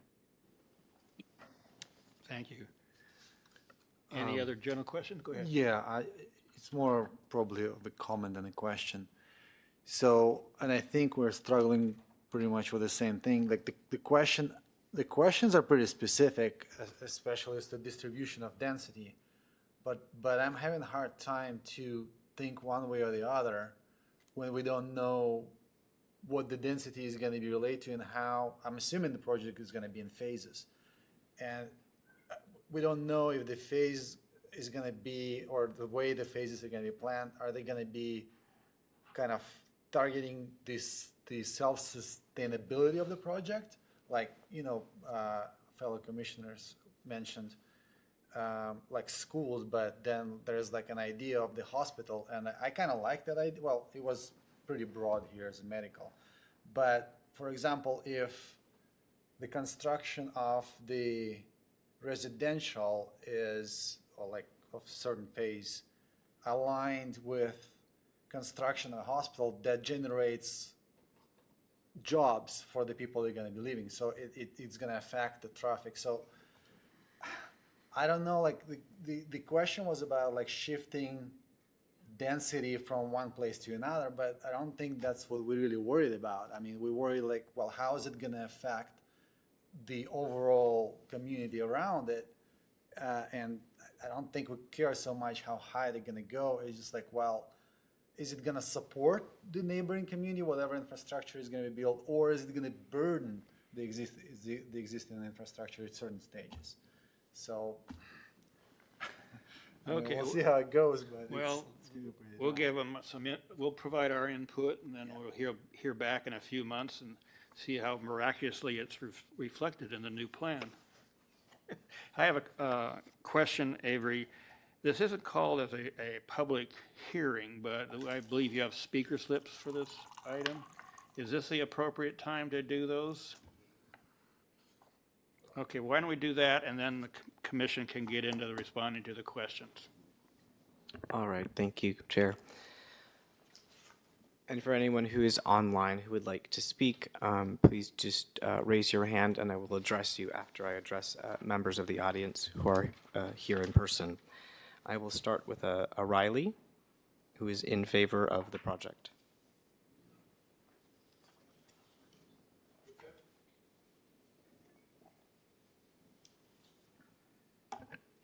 Good evening again, Commissioners. My name is Corey Riley, and I come at this particular project from many different angles. As I mentioned before, I work at the West Contra Costa Transportation Commission.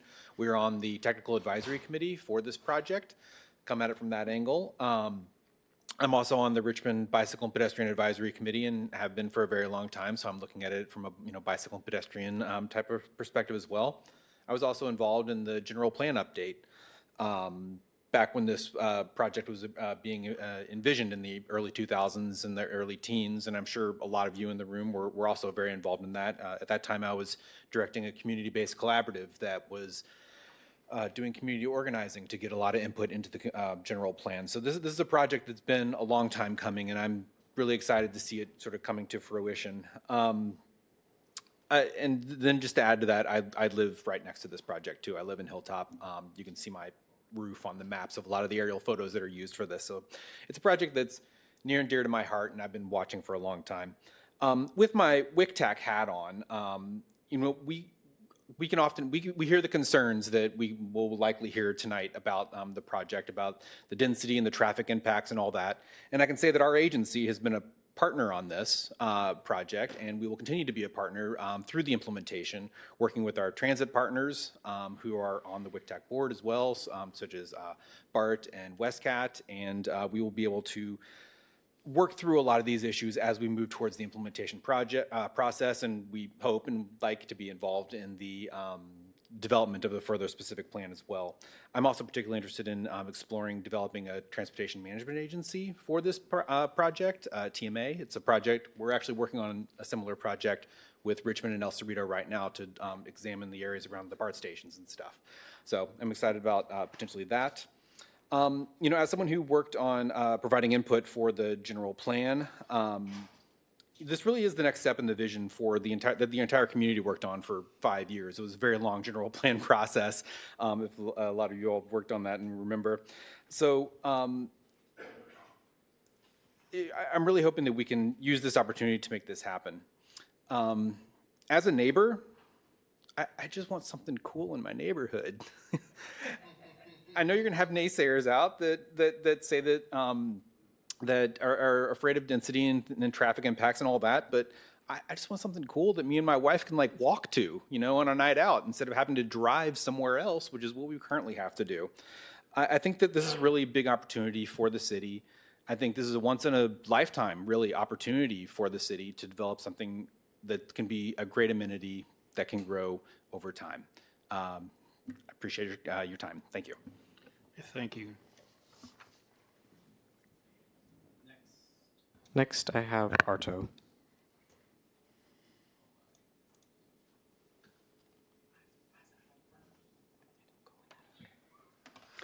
Good afternoon, good evening. My name is Arto Rentillo. Once again, I am the chair of the RNCC. I actually sit up there once a month and lead the RNCC in meetings. We have Planning Commission and other department heads come and report to us. And so we've been listening to planning on this project for quite some time. I'm also the president of the Fairmead Hilltop Neighborhood Council, which is the oldest Hilltop neighborhood. And I've been there since 1965. It was a field when I grew up. I used to run around. And so that being said, I'm here in solidarity with the Hilltop District and the rest of the Hilltop Working Group in asking you to reject this project and give Prologis an opportunity to present their own project. With all due respect, I know you've worked very hard on this, and I think Prologis, being the owners of the property, should be allowed to present their own project. Also, there's a lot of community members that are really disappointed in all the density that's been discussed. They feel like their voices weren't heard, and this was a bait and switch. The city did a lot of work in surveying neighbors and community members, and they feel like their voices weren't heard. One thing I did hear is that schools. I asked about schools early on. West Contra Costa Unified School District was never invited to the table, or they were never, as far as I know, they were never there. I was at every meeting. I've been meeting with Prologis and the Hilltop Working Group since they got here. And we also have, I'm also the president of West County Wastewater District, and I spoke to our staff about the density issue, and we have a brand new $87 million plant that we're going through transition with, and we can't sustain that type of density. We'd have to ask the developer or the city to put in possibly millions and millions of dollars to expand our brand new plant, and that's going to be an issue. So I'm not going to spend much more time with this. I just want you to know that we are asking from the Fairmead Hilltop Neighborhood Council and the Hilltop Working Group to reject this project and have Prologis present their own. Thank you.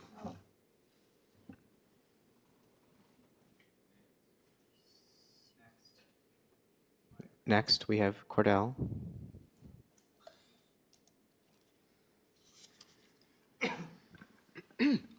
So, good evening again, Chair Harrison, commissioners.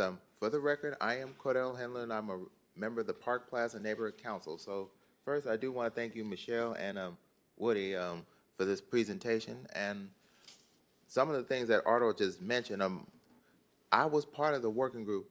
I was outside of the boundaries, but I do like the concept of this, of the project. But, and as Corey brought up, I say about the bike.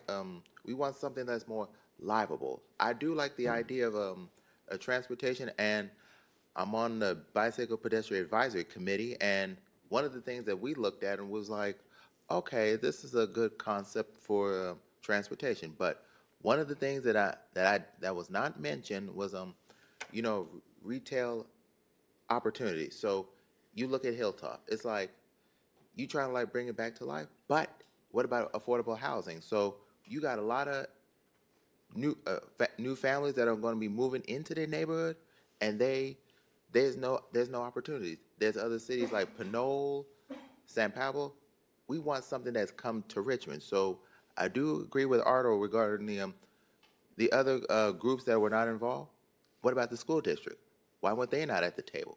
So that's just something for food for thought. So the district should have been invited because they want their input on this. So, I mean, not reject the project, but you also got to add, you know, what's going to bring in more property value? You know, more retail? Yes. What about the parks?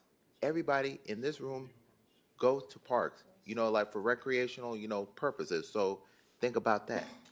Just let it marinate for a while. So would you rather see parks or other opportunities? So I'll let y'all to figure that out. So I'll yield my time to the next speaker. Thank you. All right, our next speaker will be is Bhavin.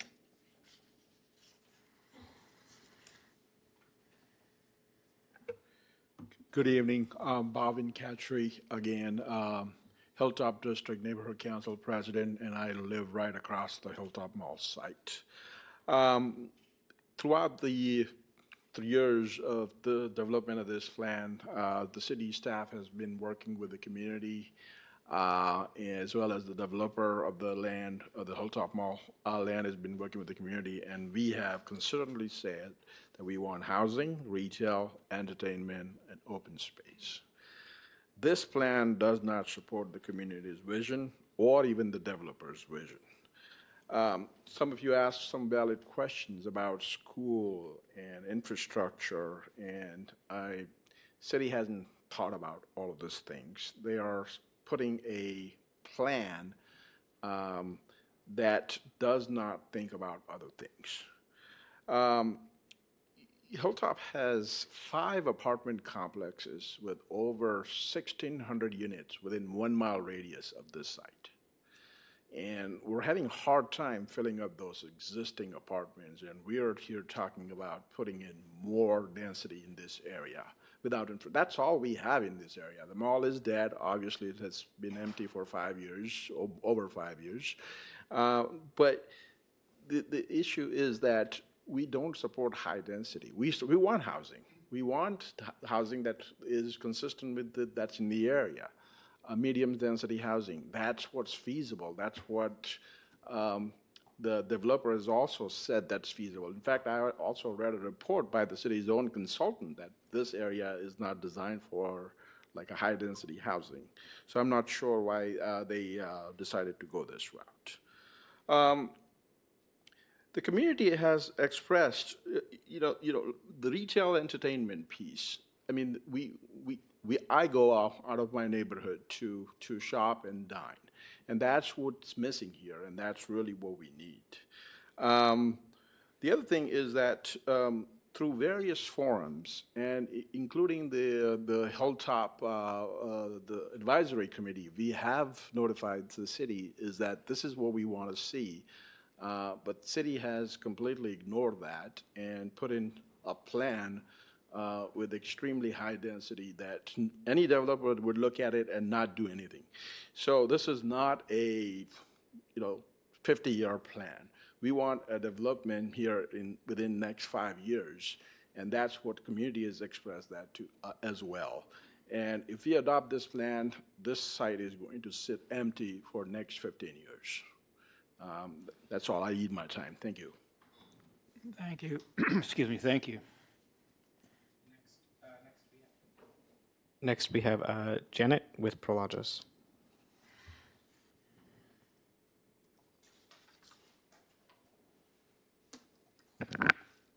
Hi, good evening, commissioners. Can you guys hear me? Sorry, short. My name is Janet Galvez, and I'm an investment officer for Prologis. First and foremost, I want to thank city staff for their work to date. I particularly want to commend their community engagement, as well as our community engagement with the local community like Arto and Bobbin. We understand how important it is to be transparent and gather input from those closest in proximity to the project. Not only are we transforming the site, but we're also transforming their neighborhood. So we want to be respectful of that. We own Hilltop Mall, which comprises 55% of the plan, equivalent to 78 acres. So we are the majority owner of that Hilltop Horizon specific plan area. I'm here today with the rest of my colleagues and the development team responsible for this development sitting behind us. We acquired the site in April 2021, so the same year that staff began the specific plan.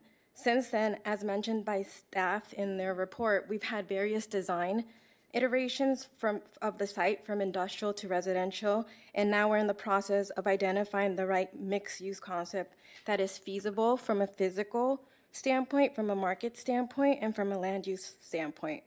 At the same time, as mentioned earlier, we also want the project to fit in within the existing neighborhood character and be respectful of the existing residents. With that said, I want to reiterate some of the comments that we submitted yesterday, which should be in front of your desk. We submitted a letter stating that we need feasibility. Redeveloping this Hilltop Mall is a once-in-a-generation opportunity, and it's a highly complex project to build out. I think I want to dispel one of the comments that was made by ESA. The market is not ripe right now. It's actually one of the toughest markets to do new business in today because of interest rates, tariffs. As Bobbin mentioned, there's a lot of residential units currently vacant. There's not a ton of new residential high-rise construction going on. Interest rates for construction loans are higher, so it's hard to finance projects that are expensive. And so it's not ripe yet, but we understand that that can change over time.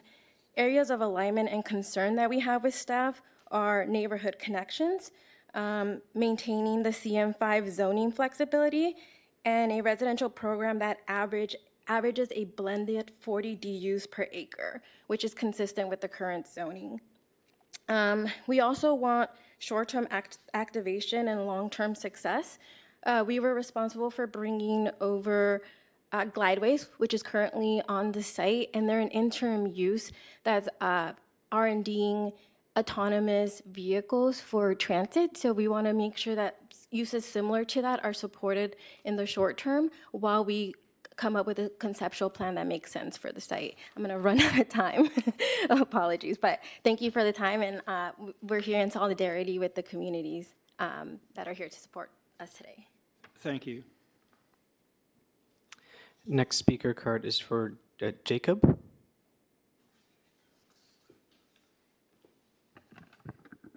Thank you. My name is Jacob Schroth again. I'm a longtime Richmond and Hilltop District resident, and I want to just say I'm in support of the Prologis plan. Hilltop already has a large concentration of housing, but very few places for residents to connect, shop, or enjoy community life. Without retail, open space, and cultural amenities, Hilltop risks becoming only a bedroom community rather than a vibrant destination. At prior public presentations, the majority of community members consistently ask for more amenities and a stronger mix of uses, not simply more high-density housing. People want restaurants, entertainment, open spaces, and services that bring life to the neighborhood. We all recognize the importance of meeting state housing goals, but blanket density requirements shouldn't override what is appropriate for Hilltop. Richmond deserves a plan that reflects its unique needs, not just a numbers game. Medium Density housing can still contribute to affordability and transit use while keeping the character of the community intact. High-density housing without matching infrastructure, public safety, and amenities will only strain roads, schools, water, sewer, and police. A balanced plan with a local police presence, open space, and retail creates a healthier, safer, and more sustainable Hilltop. Hilltop should be planned as a destination that brings people together with shops, cultural hubs, parks, and gathering places, not just stacked apartments. Let's build a community where people want to live and not only where they want to leave, which is what we have to do currently for any sorts of entertainment or other activities. So I urge the commission to scale back the push for very high density housing and instead prioritize balanced growth with amenities and services that our community has clearly asked for. Thank you. Thank you. Next speaker is Don.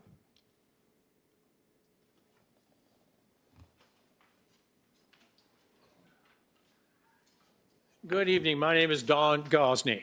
With all due respect to the work this committee does, not enough has been done to engage more than just the Hilltop community. This is not a neighborhood project. It's a regional community endeavor that extends beyond the Hilltop community, beyond even the Richmond community. And since it will have a significant impact on the entire community, why has Richmond done so little to advance the discussion of this project outside of that area?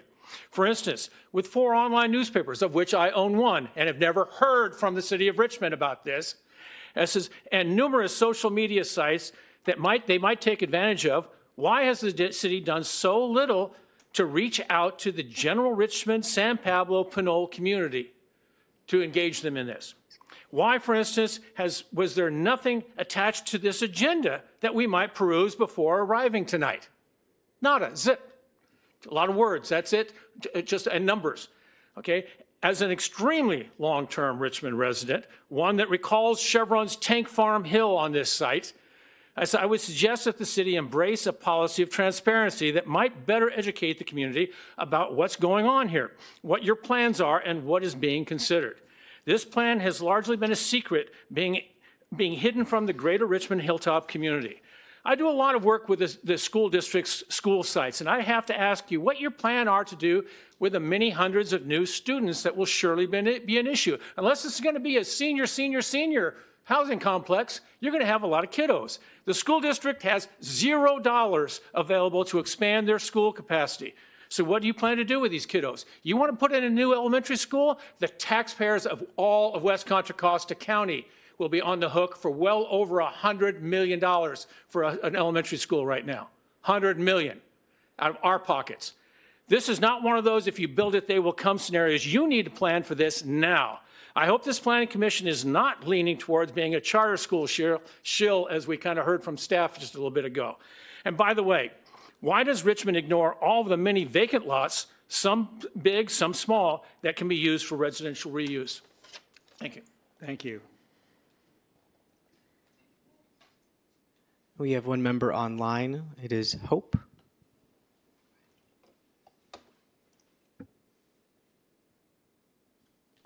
Hi, this is Hope Dixon. Can you hear me? Yes. Okay, thank you. I just want to read a couple comments I've received from students. I work at Contra Costa College as the basic needs coordinator, and I just want to read you a couple things. I need help with housing because I'm going homeless by the end of the month. I'm living with a family relative and helping my mom with the rent. My mom is unemployed. I'm the only one working currently. Housing for student coming out of foster care, please. I'm currently in a shelter and I'm seeking more permanent housing. I would like further help on my on-house situation. Regarding the housing, I am interested in reduced rent programs or subsidized housing opportunities. Student housing, please. Thank you for being so friendly. I appreciate that, but the truth is I don't have housing for college students. And in the last year, our most recent data shows us that 23% of our students at Contra Costa College were displaced from their housing, and more were housing insecure. We desperately need housing affordable housing for young adults, for students, for single parents. We need housing. And I'm happy to say we need like the green spaces and we need the transportation. Oh, I love hearing the transportation folks there. Woo, shout out because, you know, I'm a public transit friend. And I just, you know, like I used to live in Westridge and my rent was $1,800 for a 1-bedroom with walls so thin that I could hear the folks next to me, and they had the Finding Nemo and they had wrestling on at the same time, and it was great. And then I had rats and more rats and more rats. And so I moved out, and now I live in Point Richmond in a 25-bedroom boarding house. I have my own bathroom, and it's a shared kitchen. Very nice. Now it's $1,200 rent. I'm a professional. I love my work. I want to be in Richmond. I am passionate about this place and my students and this community. I also sit on the Council of Homelessness as the community representative. I agree with what one of the earlier folks said, is that this is going to be a change for this entire community, not just Richmond. But what I will say is in the point of time count for 2025, Richmond had over 208 unhoused folks on our streets who could use housing. We are in desperate need of housing. For youth 16 to 24, 18 to 24, there is only 15 houses, soon to be 30, yay, tiny spirit houses. And so I just really want to encourage affordable housing, more of it, a lot, quickly. Thank you. Thank you. I have no more public comments online and no more speaker cards. Okay, well, thanks to the community then for that input. Let's bring it back to the commission then to begin to, I guess, address the 4 questions that were provided. One question I had before that is, you had the proposed plan, the existing zoning, and the Prologis plan. On the Prologis plan, there was an area that was white or not colored up. It wasn't one of the oranges. What was the intended use in that area?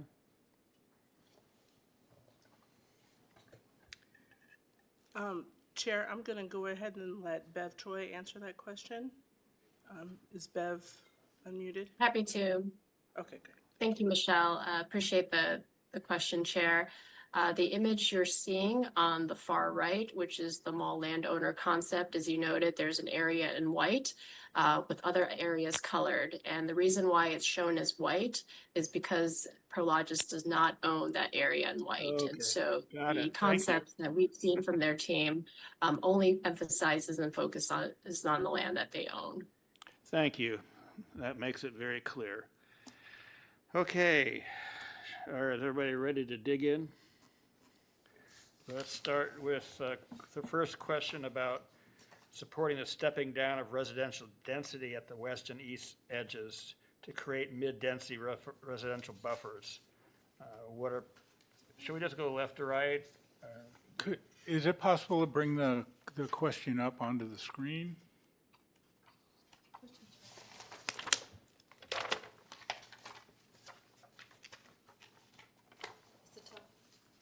It's on the front. the other. It's on top. Yeah. No, I know. It's There good they for the are. community to have the question too. What's your preference? One at a time, answer each one at a question, time. and then the next question? Yeah, we'll do question 1, all 4 of us respond, then question 2, all 4 of us respond with whatever your thoughts are on that question. So is anybody ready to go on number 1? I could go. Okay. Do you want to go? No, go. General statement, I totally support the city's proposal for this project. I think when you look at the previous general plan, which was just a dumb diagram actually of a lot of density on the mall site, and you look at the Prologis scheme, which is a fairly low density scheme for all of their property and putting any kind of retail or investment on other people's property, I think the city's scheme is the right direction to go. It's got It's got a transition. So to the question here, it's got a transition to the east and west that will create an edge at existing residential community that will allow it to fit gracefully with the existing community, and it builds up in the middle where there's not residential units.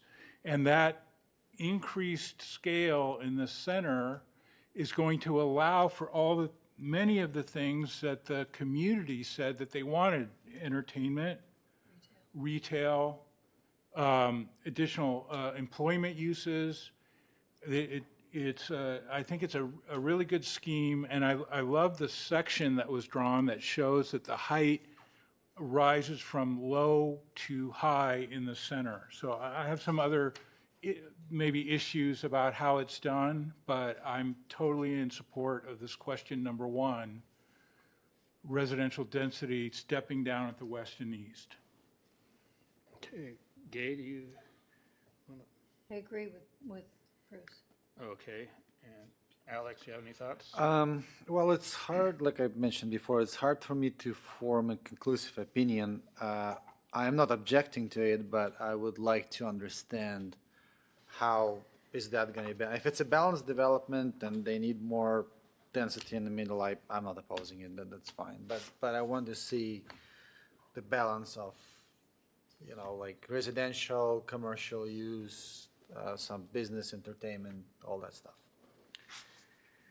Yeah, with respect to question one, I also feel that stepping down the density as you get towards existing residential makes sense.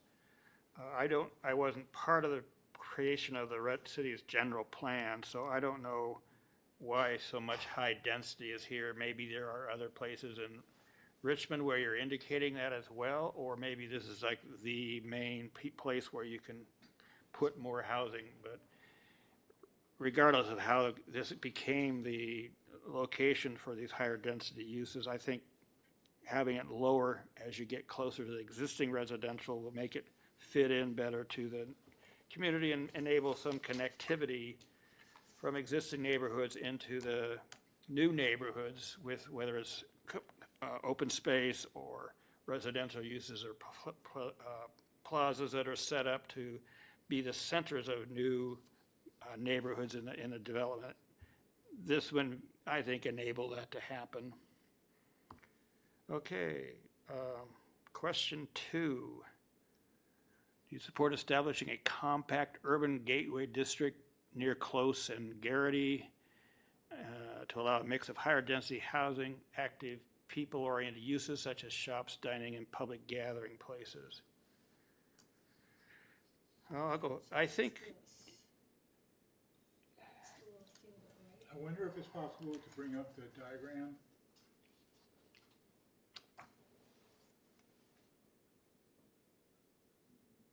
Maybe. Yeah, that's a great diagram. But maybe the diagram with the green dash line in the center. Microphone. Sorry. Perhaps you could bring up the diagram with the green dash line. Yeah. That's the concept. Yeah, I'll give my 2 cents here. I think that you do need to have some focal points, and if these are the ones you feel provide the nexus for further growth and expansion, then by all means that would be a good places to do that. It's to get this whole thing going, you're going to have something that is a starting point. As I was thinking about this, if one of these nodes were to become like a focal point for a senior community, then you could get some of the housing in, you could get some of the amenities that would serve that community, and those same amenities would then be available to other neighborhoods, existing or future. There's got to be something that kind of brings a population in. There is no employment base here at the start, and I don't know if there ever will be or not. If the employment's going to be from the region around here and not this mall site, then you really need to be thinking about how are you going to get people out of these higher density houses to the employment?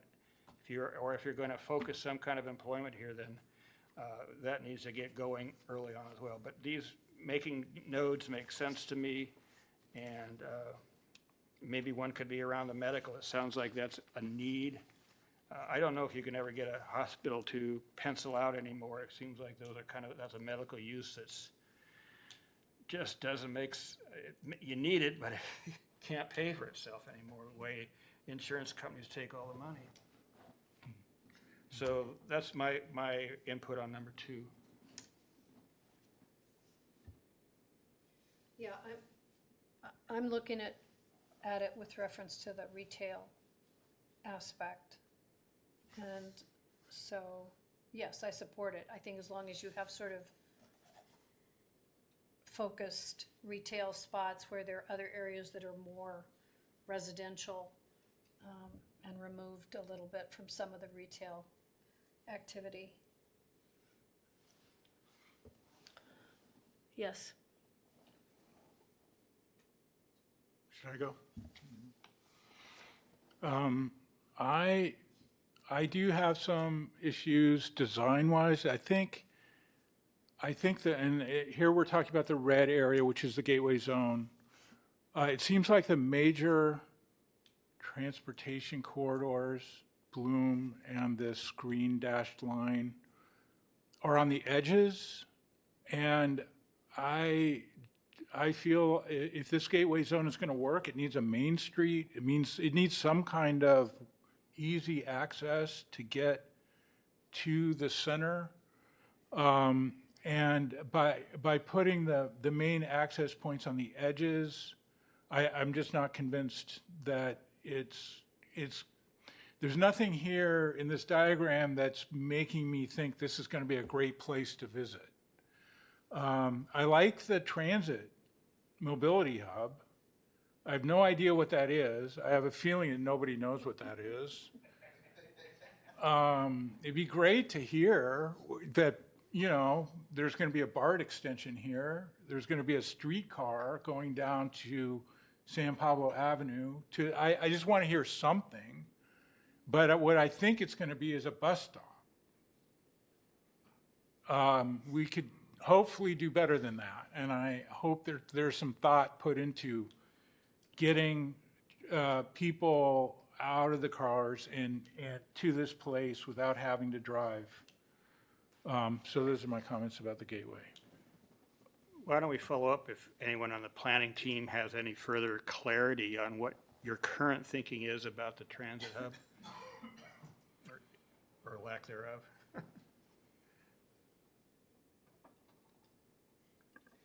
So my understanding is the transit hub, that is a suggested site. So it does say location may vary.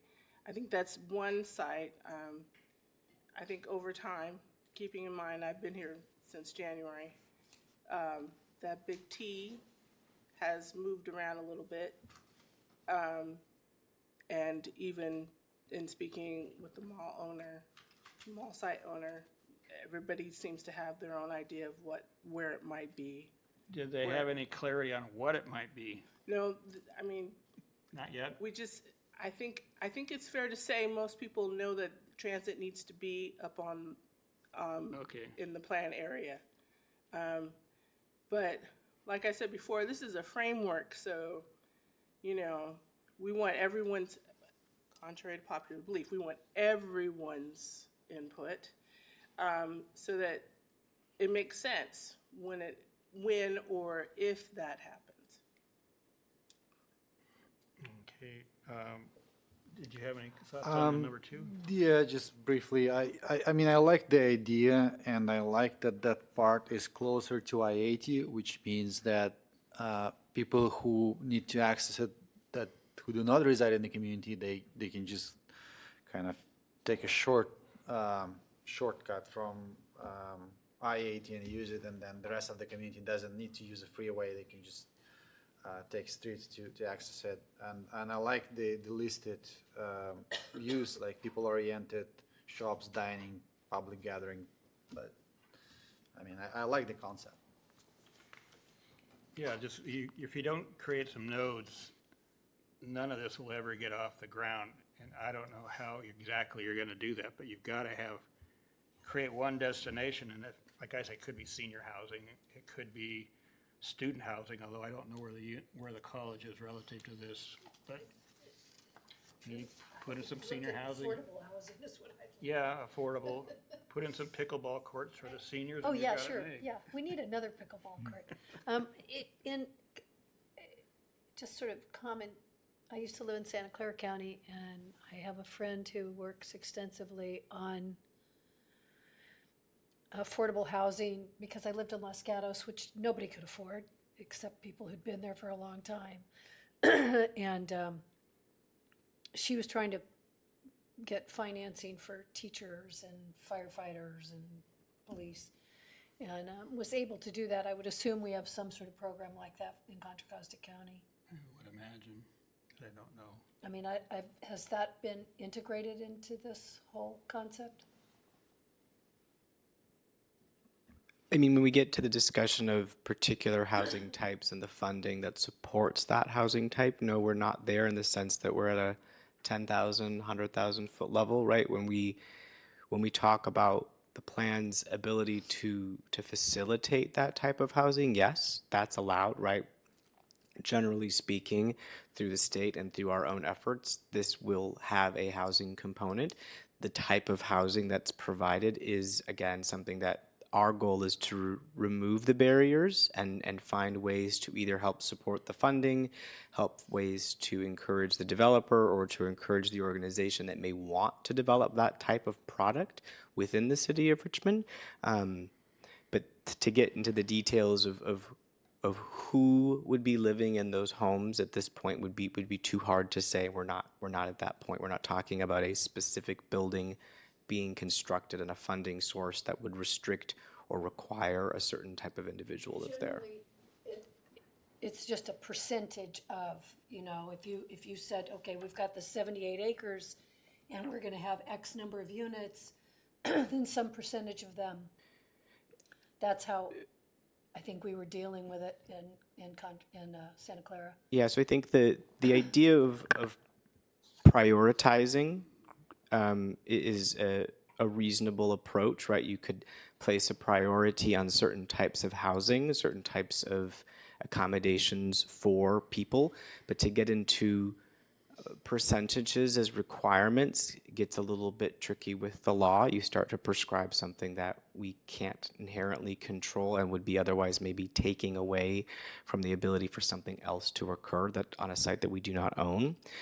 So in past practice, I think the prioritization of student housing, housing for teachers, housing for firefighters, can be policies that when you look at when a project comes forward to, say, the design review board, or if it's a project that's being administratively approved given different state laws that are in place, those are then the types of projects that people know the city has an appetite for, right? So you can set the policy as we look at the document in terms of looking at those specific end users in mind. But I think to put a percentage on the number of units would be a bit tricky at this point. But understood. Question though, follow up. There's no inclusionary housing policy in Richmond? No, the city of Richmond does have an inclusionary housing policy. So we require 10% affordable housing to be built. 10%. Oh, okay. And it depends throughout the city. It's broken into 4 major sections as to how the affordable housing, inclusionary housing works, and if a developer chooses to build that housing on site versus if they were going to fee out in lieu. But we can assume that that there'll be at least 10% affordable housing as part of this project. You can assume that the requirement is to produce, yes, 10%. Will an applicant choose to pay an in lieu fee? That is always an option. That in lieu fee then goes into the Affordable Housing Fund that would then allow the city to develop its surplus lands in areas where we own. So for example, areas near the BART station, those 4 vacant sites that people are pretty common to seeing, those are owned by the city of Richmond. We are not in a place right to be the developer, but with the funds that may come as way of a developer not producing that housing, we'd be able to take that and help support a nonprofit organization in producing that housing somewhere else. Okay, On to number 3. Okay. Anybody want to start? Do you support creating transitional districts between the medium-density residential areas and the higher intensity gateway district that allow a flexible mix of housing, retail, office, medical uses, and other potential economic drivers? Yes, that's an easy one. For me, this question is not much different than question number 1. It's just talking about that there'd be a transition between different levels of intensity. Other categories of use. But, Well, they are asking about a flexible mix, well, so there could be housing, other things. I think my interpretation of this plan is that that's true of all of those orange blobs, that they all would be mixed up because they're all. Is that true? That's a good question. Is it completely flexible throughout all the different districts?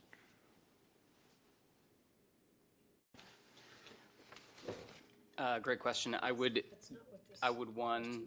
say the final list of permitted uses is something we develop in the next phase of work.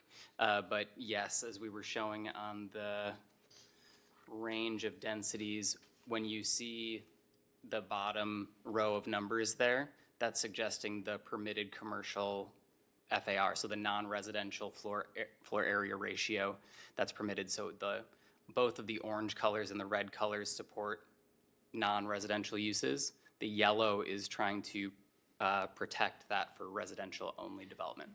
That seems appropriate to me, but it's interesting that the question asks about transitional districts and says, should it allow a flexible mix of housing, retail, offices, medical uses, and other economic drivers? And the transitional zone in this diagram says residential, limited, commercial. So it's not, I guess the question is whether to go beyond this and say that more uses should be encouraged in this area or not.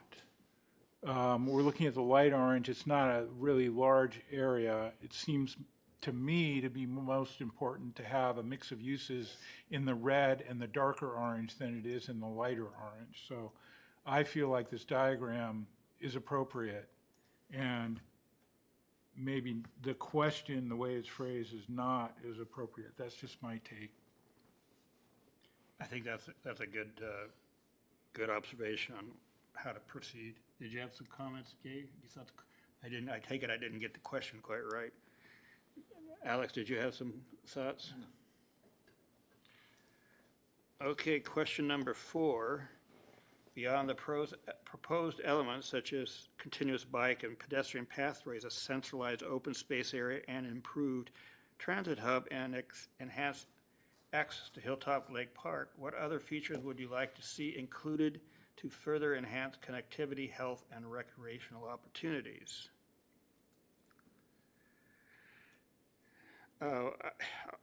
When I looked at the drawing, it's like you're connecting to the park with the lake in it, but you're not connecting in any way to the park to the other side.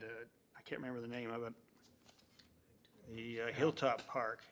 So I think as you've indicated, what I'm assuming are kind of open space corridors for biking or hiking. There's kind of, you're leaving out the southern quadrant, which should enable you to access also Hilltop Park.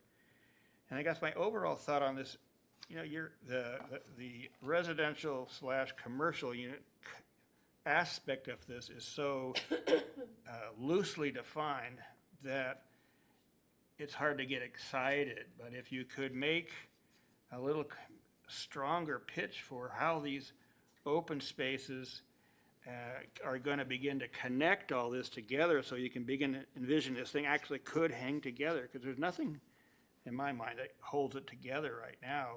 But I think you could do that with open space and perhaps other elements like that would, but you really would have to pop it out more than you have here, because right now it's just sort of there and not really sending a message to me. Great point.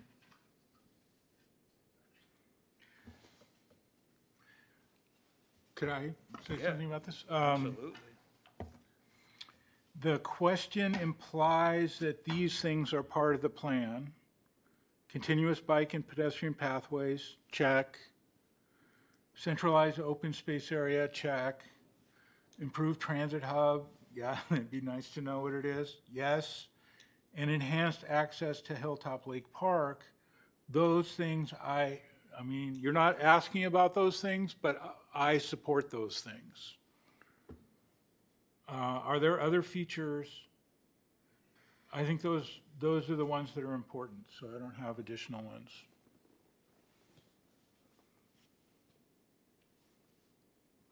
Yeah, actually, I would like to know more about transit hub. What does it imply? Does it imply just somewhere where the existing routes are going to connect, or there's going to be new routes developed to connect them? Microphone. Yeah, what I was saying was that I wanted to know what is meant by the transit hub. Is it just like a point where the existing route is going to be connected, or there's going to be new routes to be developed?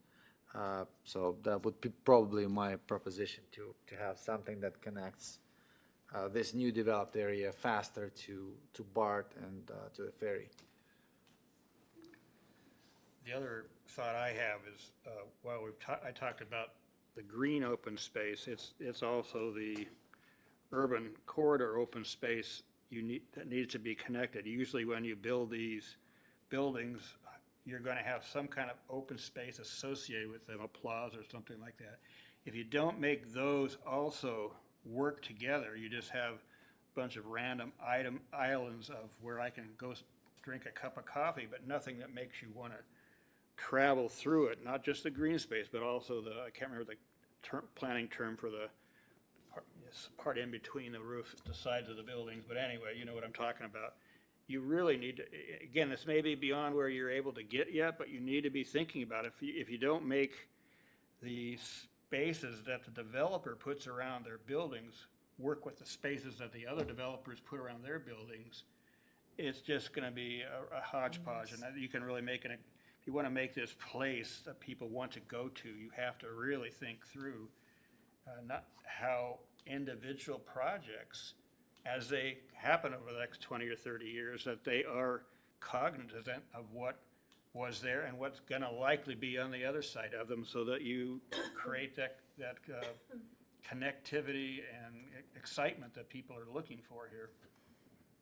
And that's something I would like to see, but I don't know where you put it in this plan or this concept. Anything else from anybody? Not on this question, but could I? Anything else on the whole? I have a couple overall comments. Oh, maybe a question and some comments. The question about the density here, or the eventual build out, needs to be determined before we do environmental review, which is our next step, right? So why don't we know how many units, how much commercial square footage, at least a range or some kind of, I mean, what we heard is that we don't know at all what the build out numbers are, and we have to do that before we do environmental review, and that's happening next. So I presume that you're going to go to council, council's going to give opinions, you're going to regroup, you're going to determine like the final concept plan, and then you'll determine your numbers at that point and do environmental review. Is that true? Is that kind of where it's going to go?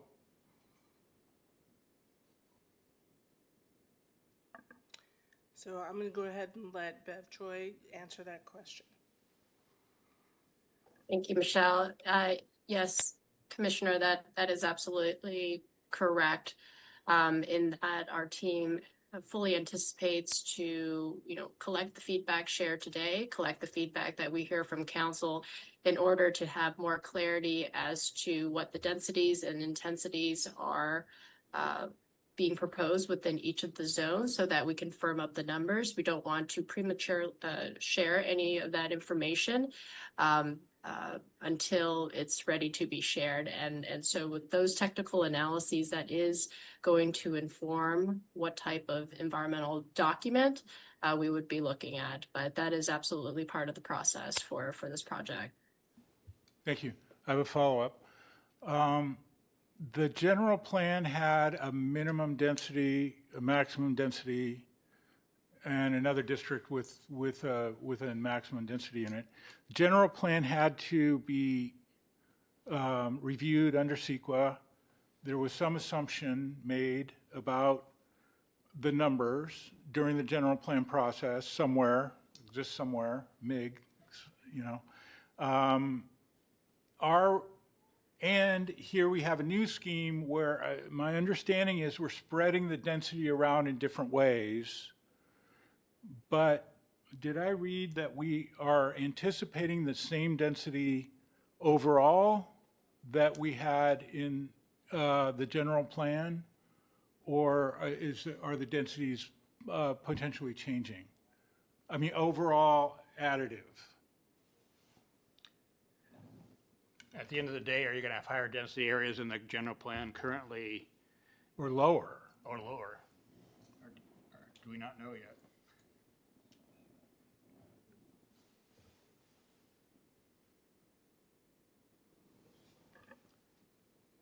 I'm trying to get to a slide. Just give me 1 second.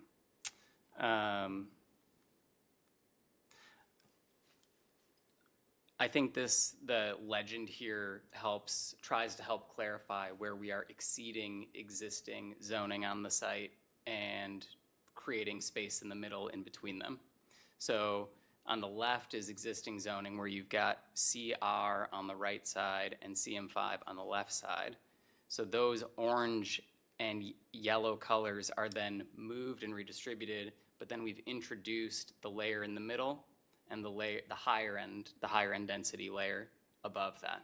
So to answer your question, you're asking, I think, a programmatic question, which we're not at that point to describe, but you can see there's a higher end zone being added to accommodate a transitional zone in between that lowest density zone and the high intensity zone. Yeah. Well, let me just make one comment about the general plan is the law right now. There's a minimum density required on this site, given the general plan and zoning. Prologis is a developer that wants to do a lower density.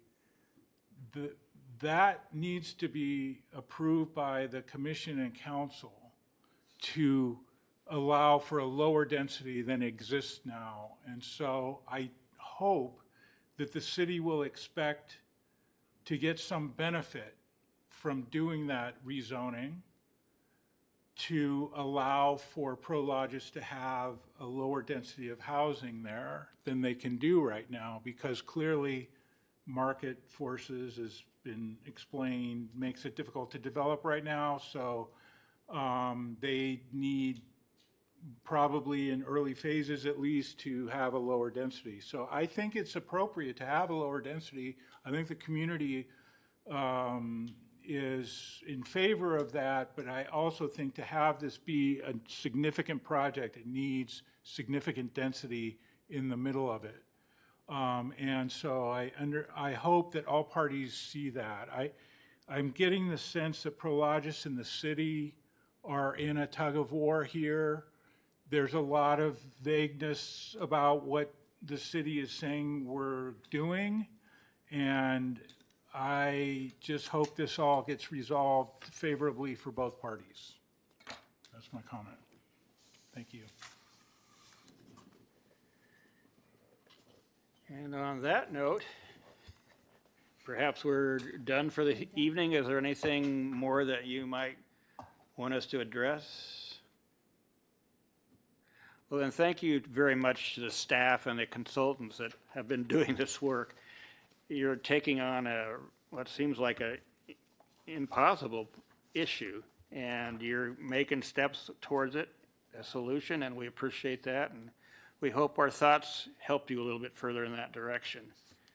And if there's no other comments, I will adjourn the meeting at 9:10.